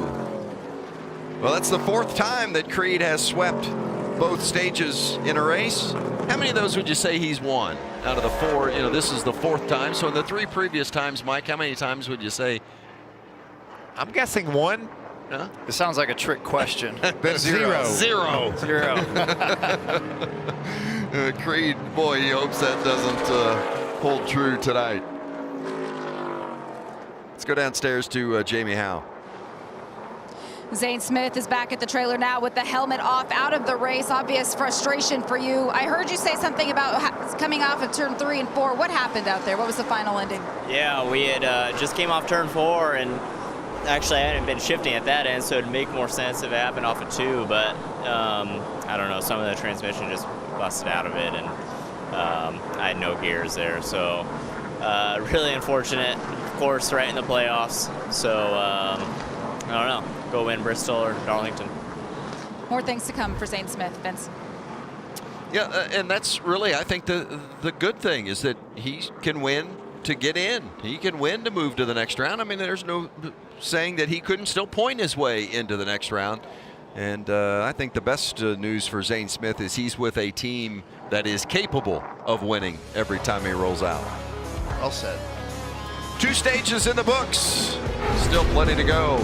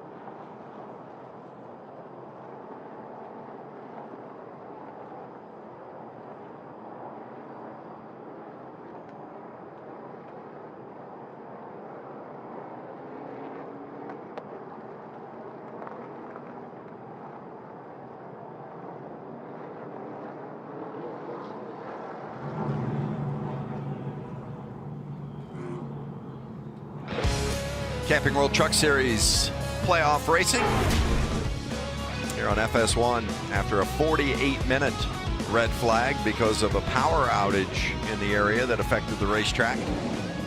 We've made our way through the first 2 stages, and that 2 truck right there of Sheldon Creed has been the star of the show so far, winning both stages in dominating fashion. So when you say, Kurt, you think it's fairly safe to say Sheldon Creed might tell the crew don't change anything other than the tires, please? I would say she's handling pretty darn good at this point, and yes, it would be tough to change anything on that truck. One thing I did notice though, when they switched tires after that last break, was the left front air pressure, how low it was. It almost looked like it was flat. Yeah. And, that's just what you have to do on these flat tracks, is you have the left side air pressure running super low. How about that second stage? Look at those guys there. Ty Majeski, non-playoff driver. Derek Kraus, non-playoff driver. Ankrum, non-playoff driver. Eckes, non-playoff. I mean, these guys are in the mix. They are making it happen whether they're in the playoffs or not. Well, the pit stops are underway, and let's go downstairs to Regan. Well, Vince, they are underway with the pit stops as we see the modified pit stops that we've talked about all night long. Right now, Matt Kraft in the 88 truck. He's in 3rd place, struggling just a little bit with that truck, though, into turn 3 in particular. Can't get the back of the truck to grip quite like he wants it to, so they're going to make an adjustment for that. And you also see the hood up. He's been talking about how warm that truck has been all night long. They're taking this opportunity to actually hook up a cool-down unit, cool this engine down just a little bit to get him through the final stage. His teammate, the 99 of Ben Rhodes, who we saw him battling with early on in that stage, right now he said the track has tightened up too much. A lot of comments from Ben about the track finally starting to take rubber. His truck not necessarily liking the changes in the track as it gets tighter for him. So some big changes on this truck right now. His splitter's also making too much contact into turn 1. Jamie? For Sheldon Creed, our race leader, part of this modified pit stop is that there's a couple of seconds where the truck sits on pit lane before NASCAR says that the team can go to work. And for he and his crew chief, Jeff Stankiewicz, that time was spent with Jeff telling him who he's going to be battling when they go back to green, who they think is going to be the strongest out there. And that message to him was Matt Crafton in the 88 and John Hunter Nemechek in the 4. So Sheldon's going to be looking for them on that restart. As far as adjustments go, they're going down half a pound of pressure in the left rear. And with the last stop in stage after the stage 1 break, they made a big swing on the track bar. They're going to take half of that back and go up just a little bit. It got a little tight at the end.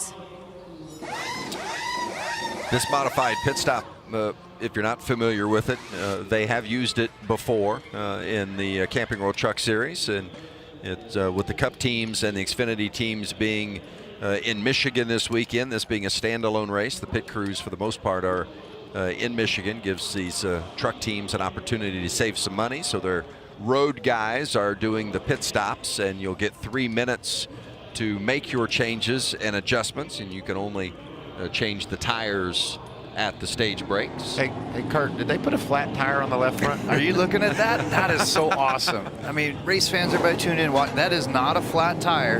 It is running on that low of air pressure, and as Creed rolls off pit road and they start to use the yellow flag to warm up the tires, that air pressure will come up.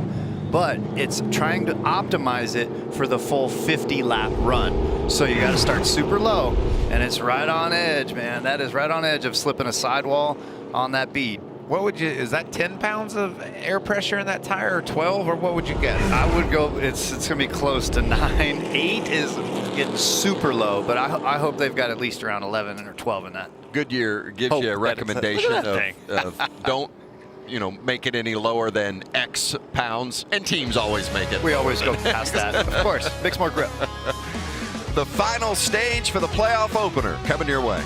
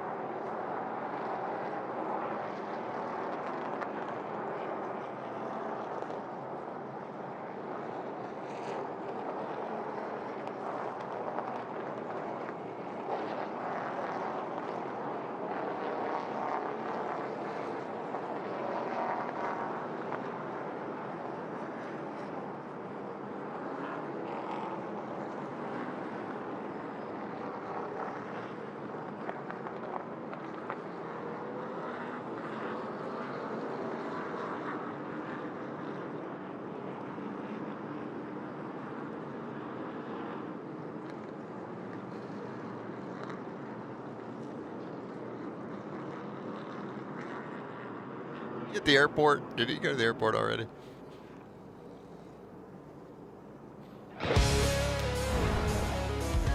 Back at the track, World Wide Technology Raceway, Camping World Truck Series playoff action. And that backstretch is all lit up. Boy, it was earlier tonight. It was pitch black. The lights went out, the power outage. I was beginning to wonder whether we were going to get this thing going again or not, but great work by all involved to get the power restored, and timing and scoring still not 100% for us, and so you won't see the pylon down the left-hand side of the screen in all likelihood, but we can flash that like every now and then. We'll show you that. We'll keep you abreast on who's running where. It hasn't been hard to figure out where that guy's been running all night. The 2 of Sheldon Creed has been out front, and it has been, boy, it's been a night to remember for that team so far. He has won both stages and has had far and away the best truck. Well, I talked earlier about someone aggressive and who would send it. You see Creed goes to the top side. Ben Rhodes is going to go to the bottom, and Vince, no one will go down into the turn 1 harder deeper than will Ben Rhodes. So it'll be interesting to see if Sheldon can hold that ground up on the outside. Well, and guys, we've seen, how many laps did we see Matt Crafton trail behind Ben Rhodes when it looked like Crafton had the faster truck but couldn't get around him? So if you can get that spot, if you can get that lead position, it just may carry you to victory. I mean, it is so tough to get around the guy in front of you here. And look who's lining up third. We've talked about John Hunter's struggles. He's gotten himself right into contention, and we know that team is, they can close. They've closed 5 times this year. Can they make it happen again tonight? And then there's Crafton running P4. I mean, outside of second row is sometimes the catbird seat on some restarts. But man, this is what it's all about. Those guys have put themselves in position, and these top 4, you know, Friesen's in the mix, Majeski, but those top 4, they're going to be racing elbows out. That's what I learned in the pre-race, is that everybody sharpened up their elbows. It's time to use them. It's going to get good here. Yeah, that 52 of Friesen has had one of his better races of the season tonight as well. Creed and Rhodes on the front row, the final stage underway at Gateway. John Hunter Nemechek's got to put a block on Majeski.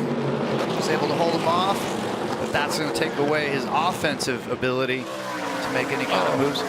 Crafton slipped there too. Looked like maybe he could get, he did get on the outside of the 99. That's what he's been looking to do. And he did it. He's clear. Got the position. Second for Matt Crafton. Third is Rhodes. The 4 of Nemechek is fourth, and a little bit of contact between Nemechek and Rhodes. Nemechek said, I'm ready to roll. Didn't quite get in there though. And then stacked him up behind him. Look at that. And Friesen, that's a problem. Ankrum, Gilliland involved. Something's wrong with the 4 truck too. Yes, absolutely. The 4 had a problem, and when trucks jumped out to avoid the contact, big collision. The 66 of Majeski. Oh, what a shame. He's had such a good night tonight. Yes, he has. There's another playoff driver, Austin Hill, with a problem. Heavy damage. Todd Gilliland, a lot of damage as well. Jake Griffin in the 45. Man, that took out a lot of quality trucks. Another playoff driver, Todd Gilliland. Boy, it has been a tough night on the playoff guys.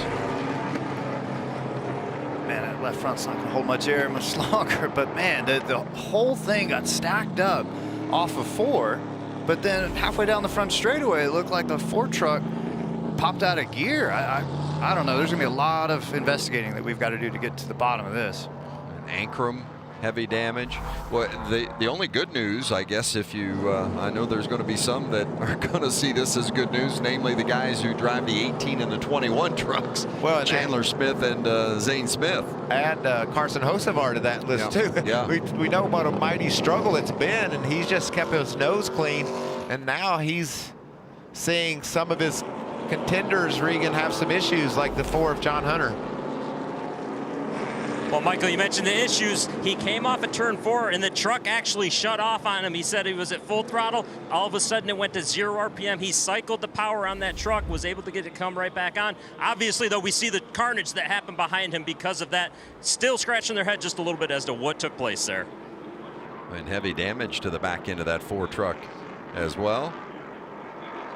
Could have been worse, though. He's fortunate that it was no worse than that. As there's Ankrum out of the truck.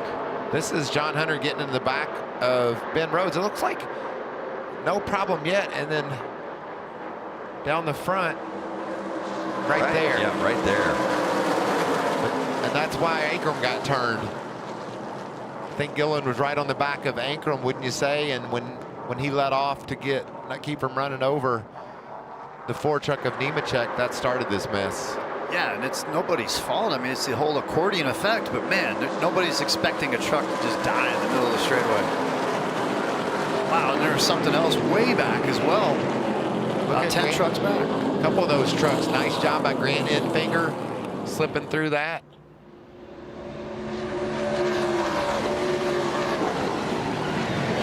Crazy, that's real speed. Sauter also right in the middle of the mess and was able to get through it. On board with Chandler Smith. We saw it get big. Got hit from behind and turned into the outside fence. crazy. He was 40 laps down. Well, look at this Still found the damage wreck. on the 38 of Gilliland. So let's talk about some of these playoff guys that have had problems tonight.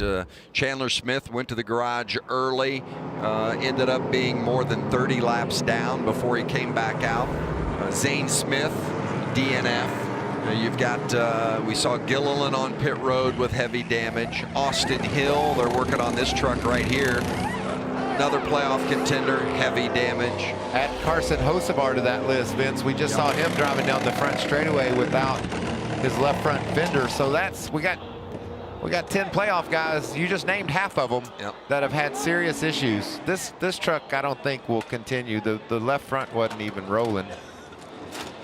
That steam's usually not really a good sign either. That means it's overheating beyond its capacity of water temperature. My oh my. Major developments with 45 to go in this race.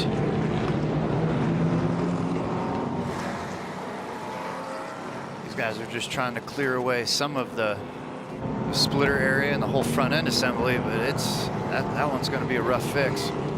I agree. I don't think they're going to be able to do much with the 38 or the 16. The 16 might be able to go back out and make one more lap and try to jump in front of these guys in finishing position. Playoff drivers that weren't involved or haven't had a problem tonight. Creed, who's won both stage 1 and stage 2. Matt Crafton has been good. Rhodes clean so far, and Stuart Friesen. That's about it. Yep. List is shorter. 4 of 10.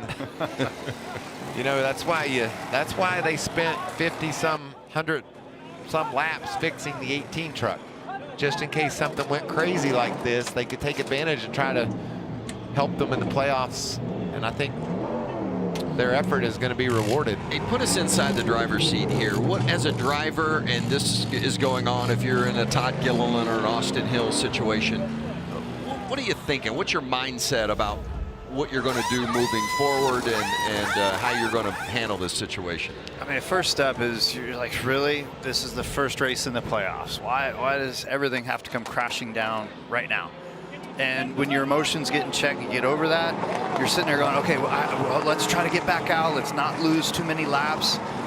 And you're almost trying to coach the crew on what you think is the biggest issue from the vehicle.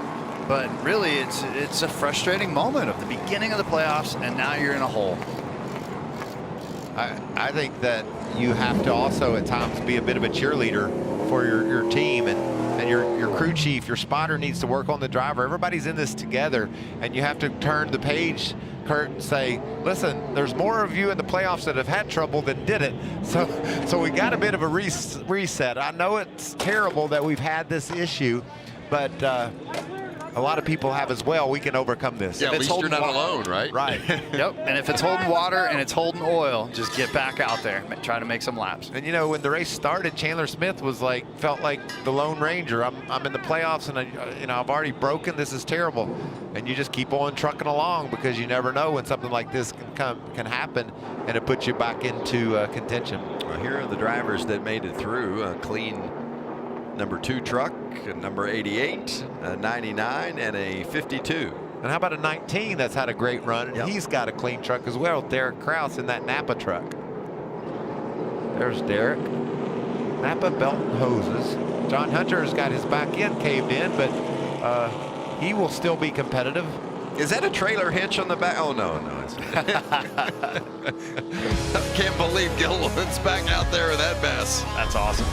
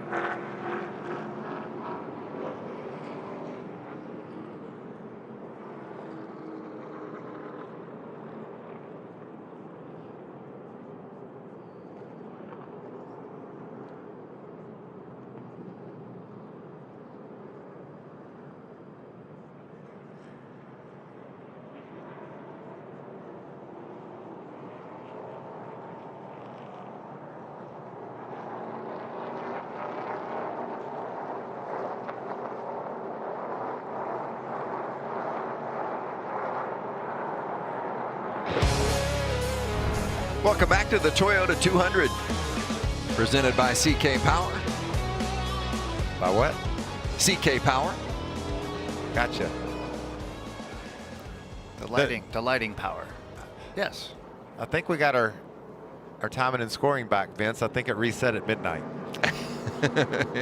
We just had to get to the next day before I think somebody put more money in the meter. Things are shaping up. Yeah. Yeah, We've got lights on. We've got timing and scoring. We've got trucks rolling. I mean, man. Nothing to this. Big accident, though, involving some of our championship hopefuls, and it is damaged their hopes for tonight anyway. Drivers like that 16 of Austin Hill, the 38 of Todd Gilliland. You know what's interesting? Sometimes after the first race, the points get clearer, but I think after this one, they're just going to get more confusing and tighter. Someone's trying to win this race and lock themselves into the next round, obviously, but there's 6 trucks that could be in a 6-way tie for the last spot. I'm impressed with these guys the most, though. I thought they were going to get it fixed and enough to stay at minimum speed, but right now they're back in there trying to repair Gilliland's truck, but they came a long way in a short amount of time. Stuart Friesen is tasting victory. You can see him there in the 3rd spot. We know how aggressive he and Ben Rhodes are. This is getting good. Final stage, when they take the green, there will be 40 to go. This is the opening race of the 7 playoff races, the Camping World Truck Series postseason. Marching our way toward Phoenix and the championship race on November 5th. The winner tonight guarantees himself a position. If he's one of those 10 playoff drivers, guarantees himself a position in the 2nd round. Crafton spun the tires a little bit, but Friesen couldn't jump on him. Rhodes outside of Crafton. Creed gets off for the lead. Look at Derek Kraus around the outside of Friesen. Oh, Infinger didn't go. Now the hood is up on the front. He's trying to avoid disaster, and others trying to get around him. Oh, he turned the lights off on him. It's a little dark. I can't quite see where he's going. Bad break for Infinger. That might bring out a yellow because he cannot see anything. Still green as Creed crosses the line. Has Rhodes and Crafton in tow. What else are we going to get to see tonight? This is great. It's good to be back in the booth with you guys, man. We are calling everything right now. It's good to have you back, Kurt. This is a big restart. This is 40 to go. This is where you expect the players to really start to shine on who's going to be running the best lap times and who's going to assert themselves on offense to start making some passes. And there you go. John Hunter Nemechek with all that damage is still right there hounding Kraus for that position. Stuart Friesen got around Kraus down in 3 and 4 and jumped up to the 4th spot as he zeroes in on this battle between Crafton and Rhodes. I bet Crafton said, darn, I thought I'd done away with Ben Rhodes, and drove away from him, but on that restart, Rhodes did a nice job on the top side, gaining that 2nd position back. Well, I tell you what, with the night John Hunter Nemechek has had, and still to be in that 6th position and have himself an opportunity to obviously finish in the top 5, maybe even have a chance to win this race. Well, that's one of those races you look back on and say that was a big night. That could have gone south in a hurry, but they have managed to make something good out of it. That's where you got to be ready for anything and everything in the playoffs. And right now, he's digging, trying to get back into P5 and running up in the top 5. Makes the pass down into turn 3. That is for 5th. Right behind that battle, Johnny Sauter starting to show a little bit of speed. You see him there, just ahead of Chase Purdy. Purdy with a good run tonight in the top 10 after some other competitors had issues, but he's been in the top 15 all night, so it's been a good run for him. Yeah, Johnny Sauter, you know, he had the mechanical issue last year and finished last here, but otherwise top 5s in each of the other 5 races that he has run here at Gateway. This has been a really good track for Johnny Sauter, and of course the news tonight that he switched crew chiefs. Bud Haferly coming over to crew chief his truck, while his normal crew chief, Joe Shear Jr., longtime crew chief, moved over to Ty Majeski's 66. Will that be a permanent change? TBD on that one, but it's been another good run for Sauter here tonight. Just behind this battle with Purdy and Sauter, that's Ryan Truex in the 40 truck. He's gotten inside the top 10. He talked about how tough it is to run outside the top 15. He's made his way up to the top 10, and there's Josh Berry battling alongside Jack Wood in the 24. And Haley Deegan in the 1 may be contending for her first top 10 of the season. She is, and she's surrounded by Grays. Tanner, Taylor. Yep, Taylor's in the 17 and Tanner in the 15. They're all running right there. Now, see what I'm starting to see? This is after 2 adjustments on their trucks, right? That's about what you would get done in a real practice session. And now you're seeing different trucks moving forward. That's the whole thing. Like, if you're missing practice, you finally start getting your truck dialed in that final stage. Going to break with just over 30 to go, but you're not going to miss a thing. Going to keep it side by side, and you'll keep an eye on the leader, Sheldon Creed.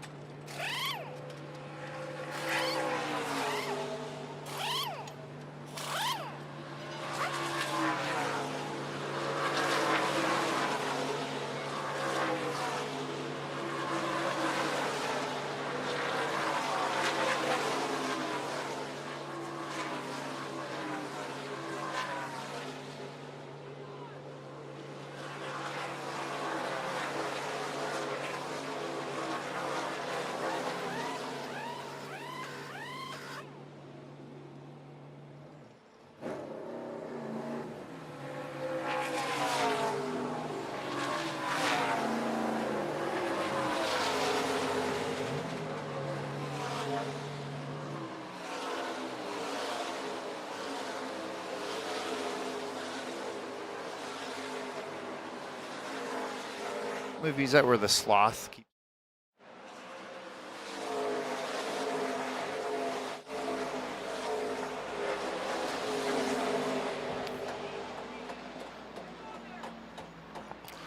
The championship favorite with big problems, John Hunter Nemechek. His night started off rocky, and it has fallen off the cliff at this point. He has gone behind the wall, and Regan, it's not good. Yeah, Vince, that's absolutely correct. He actually went into turn 1 the lap before he came down pit road. Said something broke down the backstretch after he had something break into turn 1. The left front tire went flat. They came in to change tires, got the tire off, realized the brake rotor on the left front of this truck had broken in half. Bigger issues than what they needed. They had to go behind the wall to fix it. A very tough break for the driver that's dominated the regular season. Wow. Huge problems. Watch him come off 2 there, and you'll see. Yeah, he knew it right away. And again, like this oval here, this is 1.25 miles, tight turns 1 and 2, gives you that road course type of braking down into the corner. And we're seeing brake issues on Zane Smith's truck. We're now seeing brake issues on John Hunter Nemechek's truck. Wow. Again, like the points just keep shuffling around. Like this is a game of Yahtzee right now. They're like picking which dice is going to get rolled next. Yeah, the good news is they are able to send him back out. They probably just capped off that brake line, right, Michael? Yep, took care of that corner, and he'll go out and be at a reduced pace, but certainly a lot of people running around wounded. He can stay ahead of them. Sheldon Creed continues to roll from the front. Been a dominating performance from Creed tonight. And while we see Creed continue to lead the field, we'll hear from Ty Majeski's with Jamie. And Ty Majeski's been cleared from medical. You were working your way through the top 10, but then that big accident happened. What did you see from your seat? I'm not sure exactly what happened. All I really saw was the forecheck up, and then everybody was trying to miss him. Obviously, took out a lot of good trucks. That was certainly disappointing. We had a really fast iRacing.com Toyota Tundra. Thought we had a good chance at a good run, maybe a top 5. The restarts went our way, maybe had a chance at contending for the win, but just a shame, just really disappointed. We'll regroup and hopefully we'll get another one this year, and just thankful for the opportunity. It's been, really this year's been a dream come true for me, and really love the people at ThorSport, and can't thank Duke and Ron Thorson enough for the opportunity. Had a great truck tonight. Yeah, it was a tough break. He had a good run going, and man, just stuff came out of nowhere to hit him. I think we've had everything thrown at us tonight. Kitchen sink's about on its way. John Hunter's back on the track. I talked about running at a reduced pace, about 2 seconds slower than the leaders last time by, but he's scored in the 24th position, so hanging ahead of some guys that were involved in some crashes. And there's a look at Nemechek. He'd already taken some rear end damage as well, and there's that broken rotor off the left front. Yeah, that's crazy. I mean, you would expect nothing but quality pieces from Kyle Busch Motorsports to go on a points leading truck, and here we are. You know, you have all these heat cycles with restarts, the big red flag with the power delay. Everybody's trying to run as much tape as possible to create the downforce, and maybe the rotors just went through too much extreme temperature heating and cooling. Here's the playoff standings as they run in the pylon there in the bottom left. Remember earlier, Vince, Chandler Smith in the 18 was 42 points below the 8th position in points. Shutting the engine off now for some reason, is that right? I knew we weren't done yet with crazy stuff. And now he's... Unless they're working on a fuel mileage package now. I don't know what they got going now. The whole engine shut off again. He's just staying out of the way, making laps, making sure he makes the minimum lap time so NASCAR doesn't black flag him. I mean, that's a heavy way to save some fuel. Maybe they're going to work on a little project there. Sheldon Creed will come across him when he does pass the line. 20 to go. Our Camping World 20 to go from World Wide Technology Raceway. Our playoff opener, we've had a little bit of everything tonight, including a power outage, that 48-minute red flag. That was yesterday, Vince. Yes, it was. Yes, it was. Quite accurately stated. This battle has lasted for 2 days, and they've been at it just like that. They're going to be tired of seeing one another when this one's over. Matt Crafton and Kurt, you've done this before. You chase a guy and it says Bombardier on his back tailgate, and you're like, I'm tired of reading that word. I think I got to get around this cat. How about Stuart Friesen, Regan? What a solid night it's been for the Hallmark camp. Yeah, Vince, this has certainly been one of the best runs for this truck, not only this season, but in quite some time. You talk about the points that we just showed a minute ago. A lot of times drivers this early on don't want to know anything about points, but on the most recent caution, when we piled up so many trucks, they got on the radio, told Stuart Friesen the situations, that we know how much you want to win this race, but keep in mind the big picture here. A number of our competitors are struggling and having issues tonight. We need to finish off this race and get a good result for the point situation going into Darlington. That's what he's doing right now. Well, that's for sure. John Hunter Nemechek, Austin Hill, Todd Gilliland, Zane Smith, Carson Hocevar, Chandler Smith, playoff drivers that have all had issues of one sort or another tonight. No problems for that guy so far. Sheldon Creed continues to march on from the front.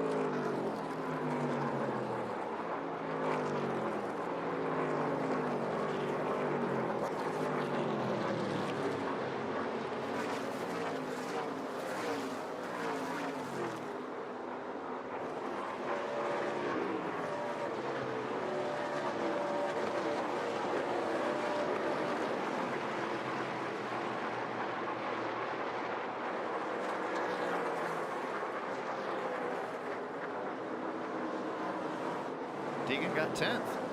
Who the hell dropped out? Kraus.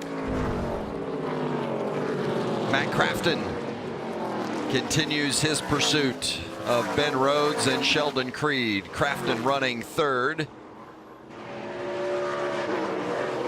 13 to go. Sheldon Creed out front. Oh, how about that tight squeeze? Chris Wright just on the outside. We don't want to take any unnecessary chances. Creed has been dominant tonight. He won stage 1, he won stage 2. Fourth time in his career that he'd swept the first 2 stages, but in the previous 3 he had not been able to finish the deal. Something's wrong with this 19 truck, Vince. He fell out of the top 10, moved Taylor Gray and Haley Deegan up into the top 10. Jamie, what happened to Kraus? Derek brought the truck to pit lane with a broken wheel, so they had to change a tire, so that took him out of that top 10 contention that he was fighting for. Well, that's unfortunate, but that moves Haley Deegan into the top 10. That would be her first career top 10 finish. What about just ahead of her, Taylor Gray? Yep. One of his first few starts after an automobile accident sidelined him earlier this season, and she's heating up Gray. Yeah, she's been stuck behind him for a while, trying to hound him and trying to find a way by. She's going to look to the high side in 1 and 2 and possibly get a run down the back straightaway. She's been right there. This is a great run for her. Capitalize on others' mistakes, and it builds the confidence up, just like she was talking about. Jamie with Todd Gilliland. Obvious frustrations for Todd Gilliland out of the race tonight, but your crew was able to get you back out there, turn a couple more laps. What was the final ending to the race tonight? What caused it? I think we just ran out of time on the damaged vehicle policy clock, so I ended up blowing the right front on my lap. I was trying to meet minimum speed, so just too big of a wreck. I hit the inside wall really hard. I don't even know what happened, really. I was pushing the guy in front of me, and then everyone scattered, and I was going to run in the back of somebody, and I ran in the back of the spun. So just so disappointing. Just gut-wrenching, really, for my whole Front Run Motorsports team. That was a really nice truck. The wheels tore up, and just really struggled. We were back in the pack anyway. We couldn't fire off on restarts, and I mean, really, that was my best restart all night. Was at the end we made a lot of big changes on that last pit stop. So, just like I said, super gut-wrenching. But can't thank Crosley Brands, Ford, everyone at Front Row Motorsports enough. You know, this obviously really hurts our championship run, but still a lot of time left, and we'll go try and win Darlington. 7th as they run right now for Todd Gilliland. Yeah, the good news for Gilliland, certainly disappointing, but so many of the other championship contenders have had problems tonight as well. So it could have been worse, that's for sure. As you watch Ben Rhodes in second, but still over a couple of seconds behind Sheldon Creed, and Rhodes will try to hold off Matt Crafton for that runner-up position if he, a chance, can't make a move on Creed. Really, what these guys need right now is a caution to have a shot, I think, at Sheldon Creed. There's Hocevar in the 42. He has done a nice job, Vince. Really frustrated when we interviewed him earlier about his truck. Got involved in the crash. He's currently in the 12th position on the lead lap. So, you know, as frustrating as Gilliland was, you know, he'll look at the point standings. He's going to look at the results of this race, and he'll be encouraged. He'll say, okay, you know, I'm not the only guy that had problems. I'm still in a good spot to make it to the next round. Yeah, anytime you're standing there giving an interview and there's still a race going on, you think the world's ending. And then you get back to North Carolina or wherever the race shop is, and you look at the points and you go, all right, okay, we're still in this. And it's just like Hocevar right now. I mean, he was down on himself and the team, as tight as they were, and the handling was off, but they've got a Band-Aid on their truck, and they might bring it home 12th. Matt Crafton still reading the back Bombardier sign on that 99 truck, as he's done most all night. He's going to close his eyelids and see Bombardier. There's Hocevar trying to get around the 15, and the round goes. You jinxed it, Vince. Oh, and that's going to be the caution that. Wait, if he gets it going. Crafton. If he gets it going. Oh, they're going to keep it. No, that's caution. I was going to say he spun, he hit the wall. You got to throw caution on that. Look at that frustration. Look at this. Jeff Stankiewicz can't believe it. We may as well throw in a green-white checker tonight, just because. Yes, Right? I agree. Just what Rhodes and Crafton, Friesen, they all needed it if they were going to have a shot. Isn't that great? He doesn't even have to say any words, and we know what he's thinking. Penny for your thoughts, Jeff Stankiewicz. He's just like, no way that just happened. Stoic. Handling like a champ right now. Mikey, weren't you saying something off air that we might end up interviewing the winner? Yeah, on Fox and Friends. In the morning. just a couple hours. A little while, Vince. You can tune in to Fox and Friends in the morning, and we'll see you see Sheldon Creed there. But before we do that, this baby isn't over yet. We've got to restart, and we've seen a little bit of everything. And I think something was going wrong with the 15 of Tanner Gray. He got loose. Yep, and he was trying to pull to the inside and get out of the way, and then, yeah, something was wrong with that truck. He'd gotten into the wall off 2, and maybe that had created. Hocevar was able to slip on by and keep on trucking, as they say, and he's currently in 11th. So nice recovery for Hocevar in that team. Well, and it's been said already tonight, but I'm going to say it again. We've seen everything else. Why not have a crazy finish when it looked like it was just going to be business as usual for Sheldon Creed, picking them up and laying them down, and now instead it's going to be an overtime shootout. This is awesome. It is that. I love it. I mean, isn't it? I mean, it's just the way racing works out, right? I mean, guys that if Rhodes or a Crafton or a Friesen or someone else happens to win this race other than Sheldon Creed. And Vince, you got to know, we've seen it enough. We've watched and we've called enough truck races.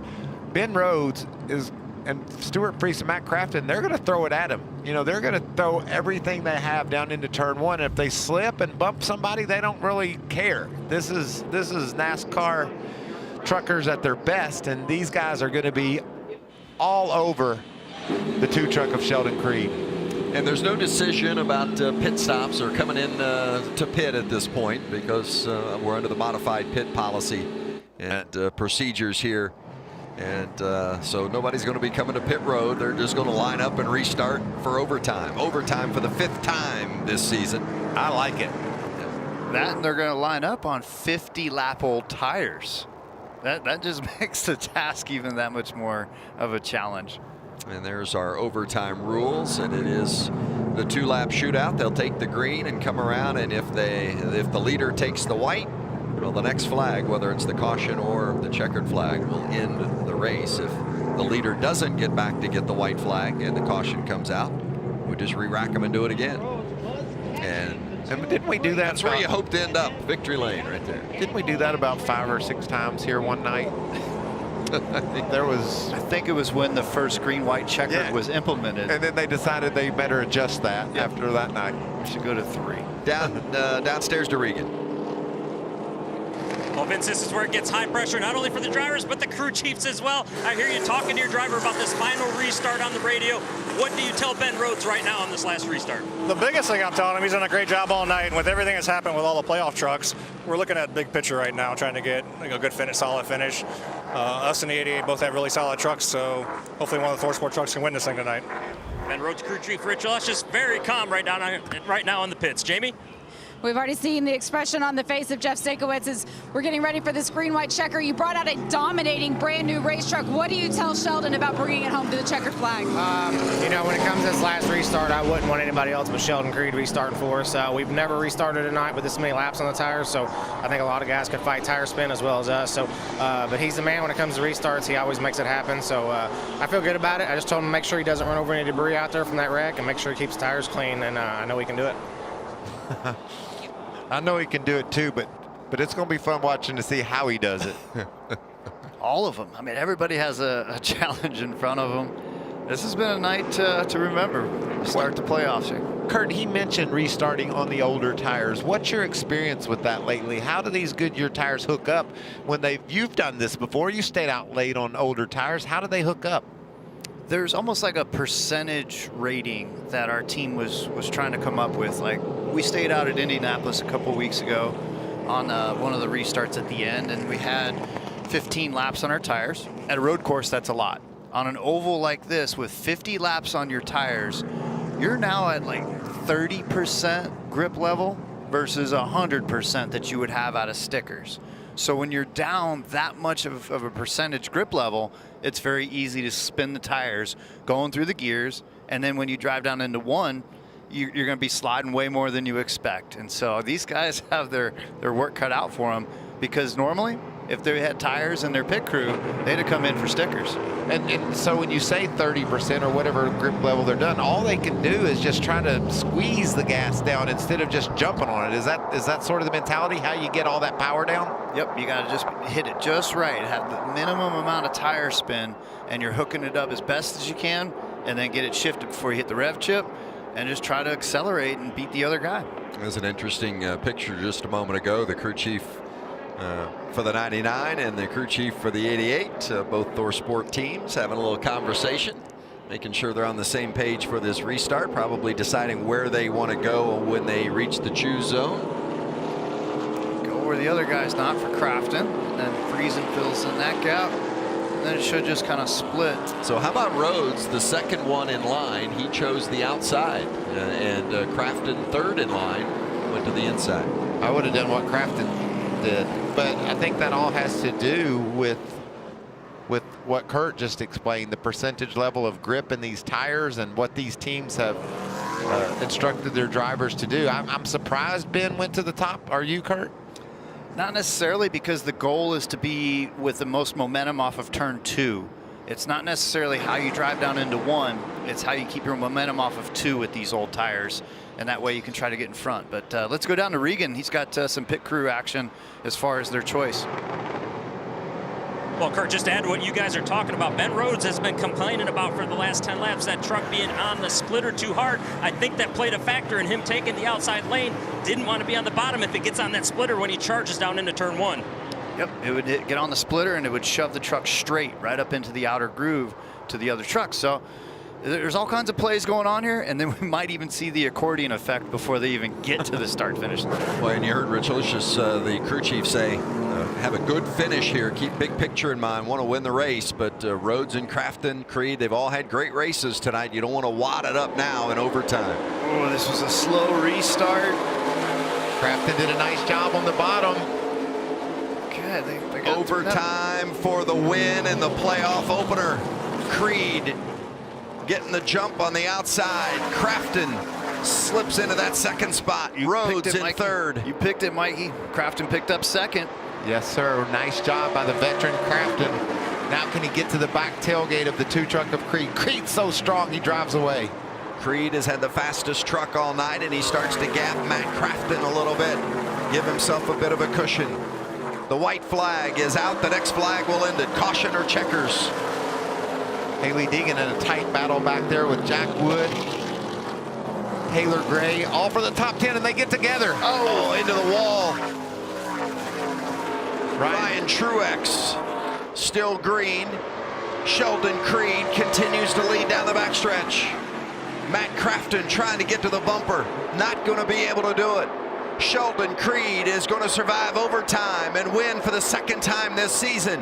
Back-to-back at World Wide Technology for Sheldon Creed. That was an impressive performance to kick off the playoffs for that crew. Great job. Wow. What a textbook display of dominance.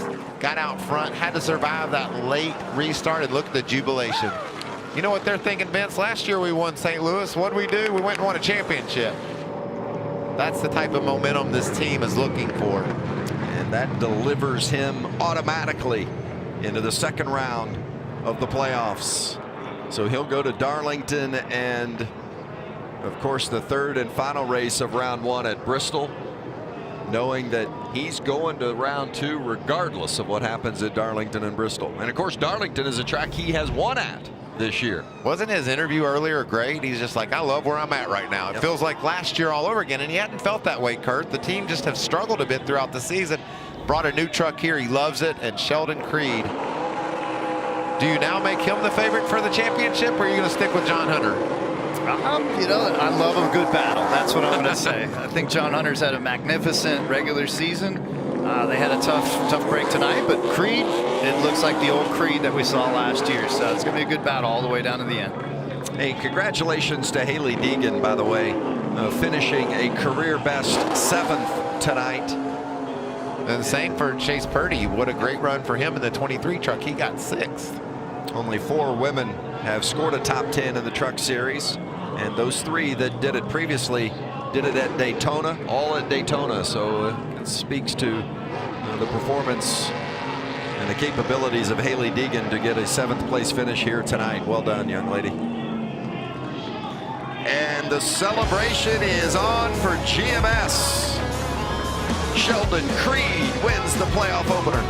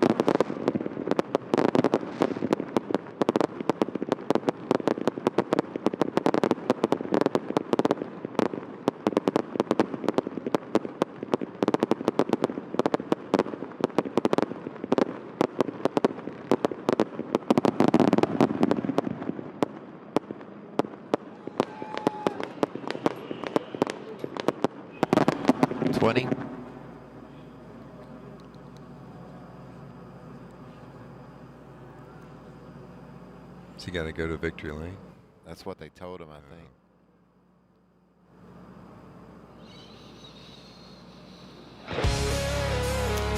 Well, if you stayed up with us, we appreciate it. A little longer. Took a little longer than we were expecting, but Sheldon Creed withstood overtime and still managed to get it done, and the celebration is on. Yeah, a lot of fireworks in this one tonight, but eventually Creed got the checkered flag and then gave it away to a nice young fan. And Creed wins to advance automatically. John Hunter Nemechek, Ben Rhodes. Nemechek had problems tonight. Rhodes and Crafton, really nice performances tonight. Rhodes finished third tonight. Crafton was the runner-up. Stuart Friesen with a good, strong night tonight as well. What do you Austin think? Hill, Hocevar, Gilliland, Zane Smith, Chandler Smith, all with trouble this evening. What do you think Hocevar would have said at that interview at the when the power went out if you told him he was going to finish 8th? It sounded like the whole world was ending around him. Look at that young man. That's why you come out to the races. You get rewarded with a checkered flag for the winner. That is awesome. Crafton was the runner-up, as mentioned. He's with Regan. Well, big smiles from Matt Crafton as he gets out of the truck tonight. I know it wasn't the win that you have wanted here so badly. Second place, though, a great night. A number of your competitors having trouble. Yeah, definitely good points tonight and all in all. I mean, they knew we were here. I mean, we drove from 10th to get to second. Just needed a little bit more to catch that 2. The 2 was really, really good. But all in all, I mean, can't thank these guys for working as hard as they did here lately. I mean, they have worked their butts off. I went back through all the notebooks away from 20, 19, 18, went back to the old school stuff, and I guess it still works here. Sometimes the old school stuff works for old guys. Also, no cool box tonight. Nice job without that. You still look pretty fresh. We're going to walk right over here to Matt's teammate, Ben Rhodes. Ben Rhodes, so strong all night long, ran in the top 5 for the majority of this race. Ben, you get away with a 3rd place finish. When it's all said and done, looked like it just got a little too tight at the end of the race for you, but all in all, a very solid night. Yeah, that's definitely the case. We got a few issues going on with the truck on the front end, so we know what we were fighting. We'll go back and do our homework and make it better, though. But overall, I'm really happy with our Bombardier Tundra. I mean, it was fast from the get-go, and they made good improvements on it so that I could hang with them on the final stage of the race. But I got to say, Matt Crafton was driving me hard. That was the hardest I've driven in a while. Like, my tongue was hanging out for, I don't know, like 100 laps. All right, nice job tonight, Ben. Congrats. Let's get to Jamie Howe with the winner. And as Sheldon Creed now climbs out of the number 2, it was a dominating victory. Impressive is the word that's been thrown around down here in victory lane. Sheldon, we talked to Jeff Stankiewicz right before that green-white checker. He said there was nobody else he wanted in the truck. How were you able to dominate tonight? Gosh, just my guys put together such a good truck. We've been working really hard all year. Obviously, we haven't had the speed at times, and I've made mistakes at times, but we just built this brand new truck. I feel like we've taken everything we've learned this year and just applied it. The Toyota's been really fast, so they gave us a hot rod today, and I couldn't be happier. My teammate showed me a couple things when he got to the lead. The bottom was good on restarts, and then the top started coming in there at the end. And yeah, I love late race restarts. I didn't want it, but yeah, when it came out, I was just thinking all good, just focus and execute. So finally got lift kits for less in victory lane, so we're happy for them. GMS Fabrication, GMS, all these guys right here, they work so hard on this thing. Everyone that helps me out. This is huge. Josh Weiss, thank you so much. Scott Speed. I've had such a stressful month trying to find out what I'm going to do next year, and so many mixed emotions on what I'm going to do or if I even had a ride. So biggest thing to do is keep winning and get ourselves in a Final Four and just execute. Sheldon Creed, our defending champion, now the first winner of the 2021 playoffs, Vince. Yeah, and he won this race a year ago, and it propelled him to that championship. Can he do it again this season? Off to a good start. How about this top 10? Johnny Sauter finishing 5th. Chase Purdy, Haley Deegan with her career best finish. Austin Wayne Self, Jack Wood in the top 10. I love it when folks are able to overcome all the adversity, make their way. There's a big crash on the front straightaway. Haley Deegan was right in the middle of that wreck and made her way through. All these drivers are well deserving of the top 10s. Yeah, Austin Wayne Self was just hanging on to the tail end of the lead lap at the end of stage 2, and boom, top 10. Yeah, career best finish for Purdy, career best finish for Deegan, career best finish for Jack Wood. And the top 5s have been few and far between for Johnny Sauter this season as well. In fact, he had just a couple of them, but we made the comment earlier that this has been a track he has had success, and he put it in the top 5 again tonight. But Sheldon Creed, Matt Crafton, Ben Rhodes, Stuart Friesen, your playoff drivers, Carson Hocevar in the top 10. But Creed, the star of the show tonight, leading 142 laps. Dominant. What about ThorSports? They got to be pretty happy with their crew chief changes. Johnny Sauter getting that top 5, and the way Ty Majeski was running up front as well. So that organization with Matt Crafton in 2nd, they brought a lot of fast trucks. Rhodes in 3rd, so watch for them to make some noise during the playoffs. That's a great run for that team. Does it change your thought on who's the favorite to win the championship, what you saw tonight? Well, this is a new truck, and we saw this young man get on a roll last year and run the championship. I made John Hunter coming to this race this weekend the clear-cut favorite. I can't say that now. I think you got to put he and Sheldon on the same level because of the performance we saw tonight out of the 2. What I saw is same thing when you get to those flat 1 mile style tracks, is the GMS trucks showed the strength again. You see the resiliency in an old school guy like Crafton rise up at the right at the opportunity right now. But with John Hunter Nemechek and the troubles they had, let's not jump to conclusions too quick. We've got old school Darlington coming up, where we know Creed will be tough, and then we've got Bristol right after that. But with Creed locked in, it might open up the door for others. Yeah, what do they do in the race day show? Pump the brakes or get on the hit gas? the gas. Yeah. I'm all over the gas on Sheldon Creed being the co-favorite now. Kurt's not quite ready. Oh, look at you. You used the word co. I see what you just did right there. Let's go downstairs to Jamie. Well, Carson Hocevar, under that red flag, it was nothing but doom and gloom. He said the truck was terrible, but you were able to bounce back for a top 10 finish. You finished 8th. How did you do it? I mean, these guys never quit. It feels like that's our year. Struggle at times and then somehow get a decent finish out of it. I thought we would have been really good. We made a huge adjustment. It was huge. And it felt decent. I don't think we could have been top 3 speed, but at least 5th to 6th, especially with them tearing it up. And I got too much damage. Had to restart dead last. And I was 3/4 back from the rest of the field. And the last restart is just trying to pick a lane. But these guys work hard, Al Neese and everybody. You'll put a really good group of guys together that, that beaten piece of junk there that we somehow took to a top 8 that's, metal right now. It was a good truck. It's just torn up. Is solid. It's a good lesson, and it's not over till it's over, guys. Well, that's for sure. You got to run it till the very end, and you never know how it's going to finish.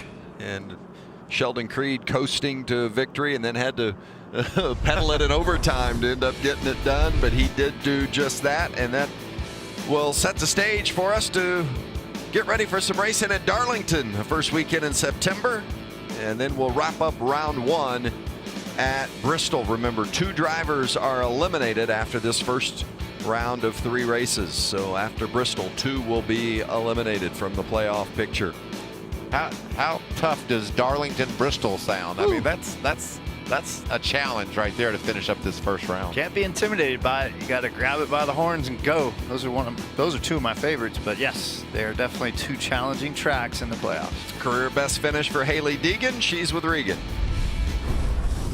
Well, Vince, it was a great night for Haley Deegan. All smiles over here. You told us before the race started the goal the rest of the year was to get top 10s every race. I thought that might be a little bit much, a little tricky to do. Yeah. You started off well, though. First top 10 of your career. Oh, yeah, for sure. We had a lot of meetings just going into this race, going into like the whole playoffs and everything. Obviously, we're not in it, but just being around everything, we're like, hey, we got to finish off the season strong. We've had a rough year. We've had our ups and downs. We've had our good moments, had our not so good moments, and to come out here and be able to get a good, solid finish and have something to build off of these next couple races to end the season, it's going to be huge for me. Awesome night. Congrats, Haley, on your first top 10. Plenty more to come. Thank you. I appreciate it. Yeah, and she was right there at that 10th spot, and then there was this little contact between Taylor Gray and Ryan Truex, and that allowed Haley Deegan to secure those final couple of spots. And not that she wouldn't have gotten them anyway, possibly, but allowed the path to open up for her to go through and get that 7th place finish for her tonight. A lot of reason to smile for Haley Deegan and that group. Yeah, she was in position, and that's what it takes. She got to continue to evolve and analyze where things have gone and how things have shaped up. And then she just kept digging and found the right spots to be in to avoid some of the carnage. And boom, there it is. Nice, solid finish. So keep an eye on those final 2 down there, Zane Smith and Chandler Smith. They, at this point, are the 2 drivers on the outside looking in. But we've got 2 races to go, Darlington and Bristol, and you know there's going to be plenty of action. Nobody safe except for Sheldon Creed, who won this race here tonight. So September 5th, that's a Sunday, make note of that, from Darlington, race day at 1 o'clock. And we'll go racing thereafter.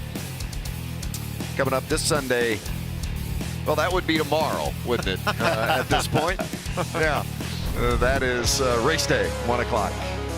Well, for Kurt Busch, Michael Waltrip, Jamie Howe, Regan Smith, and our producer, Mark Smith, our director, Roger Vincent, stats by Russell Winrick, I'm Vince Welch. So glad you stayed up late with us tonight and into the morning. to see Sheldon Creed win the playoff opener at World Wide Technology.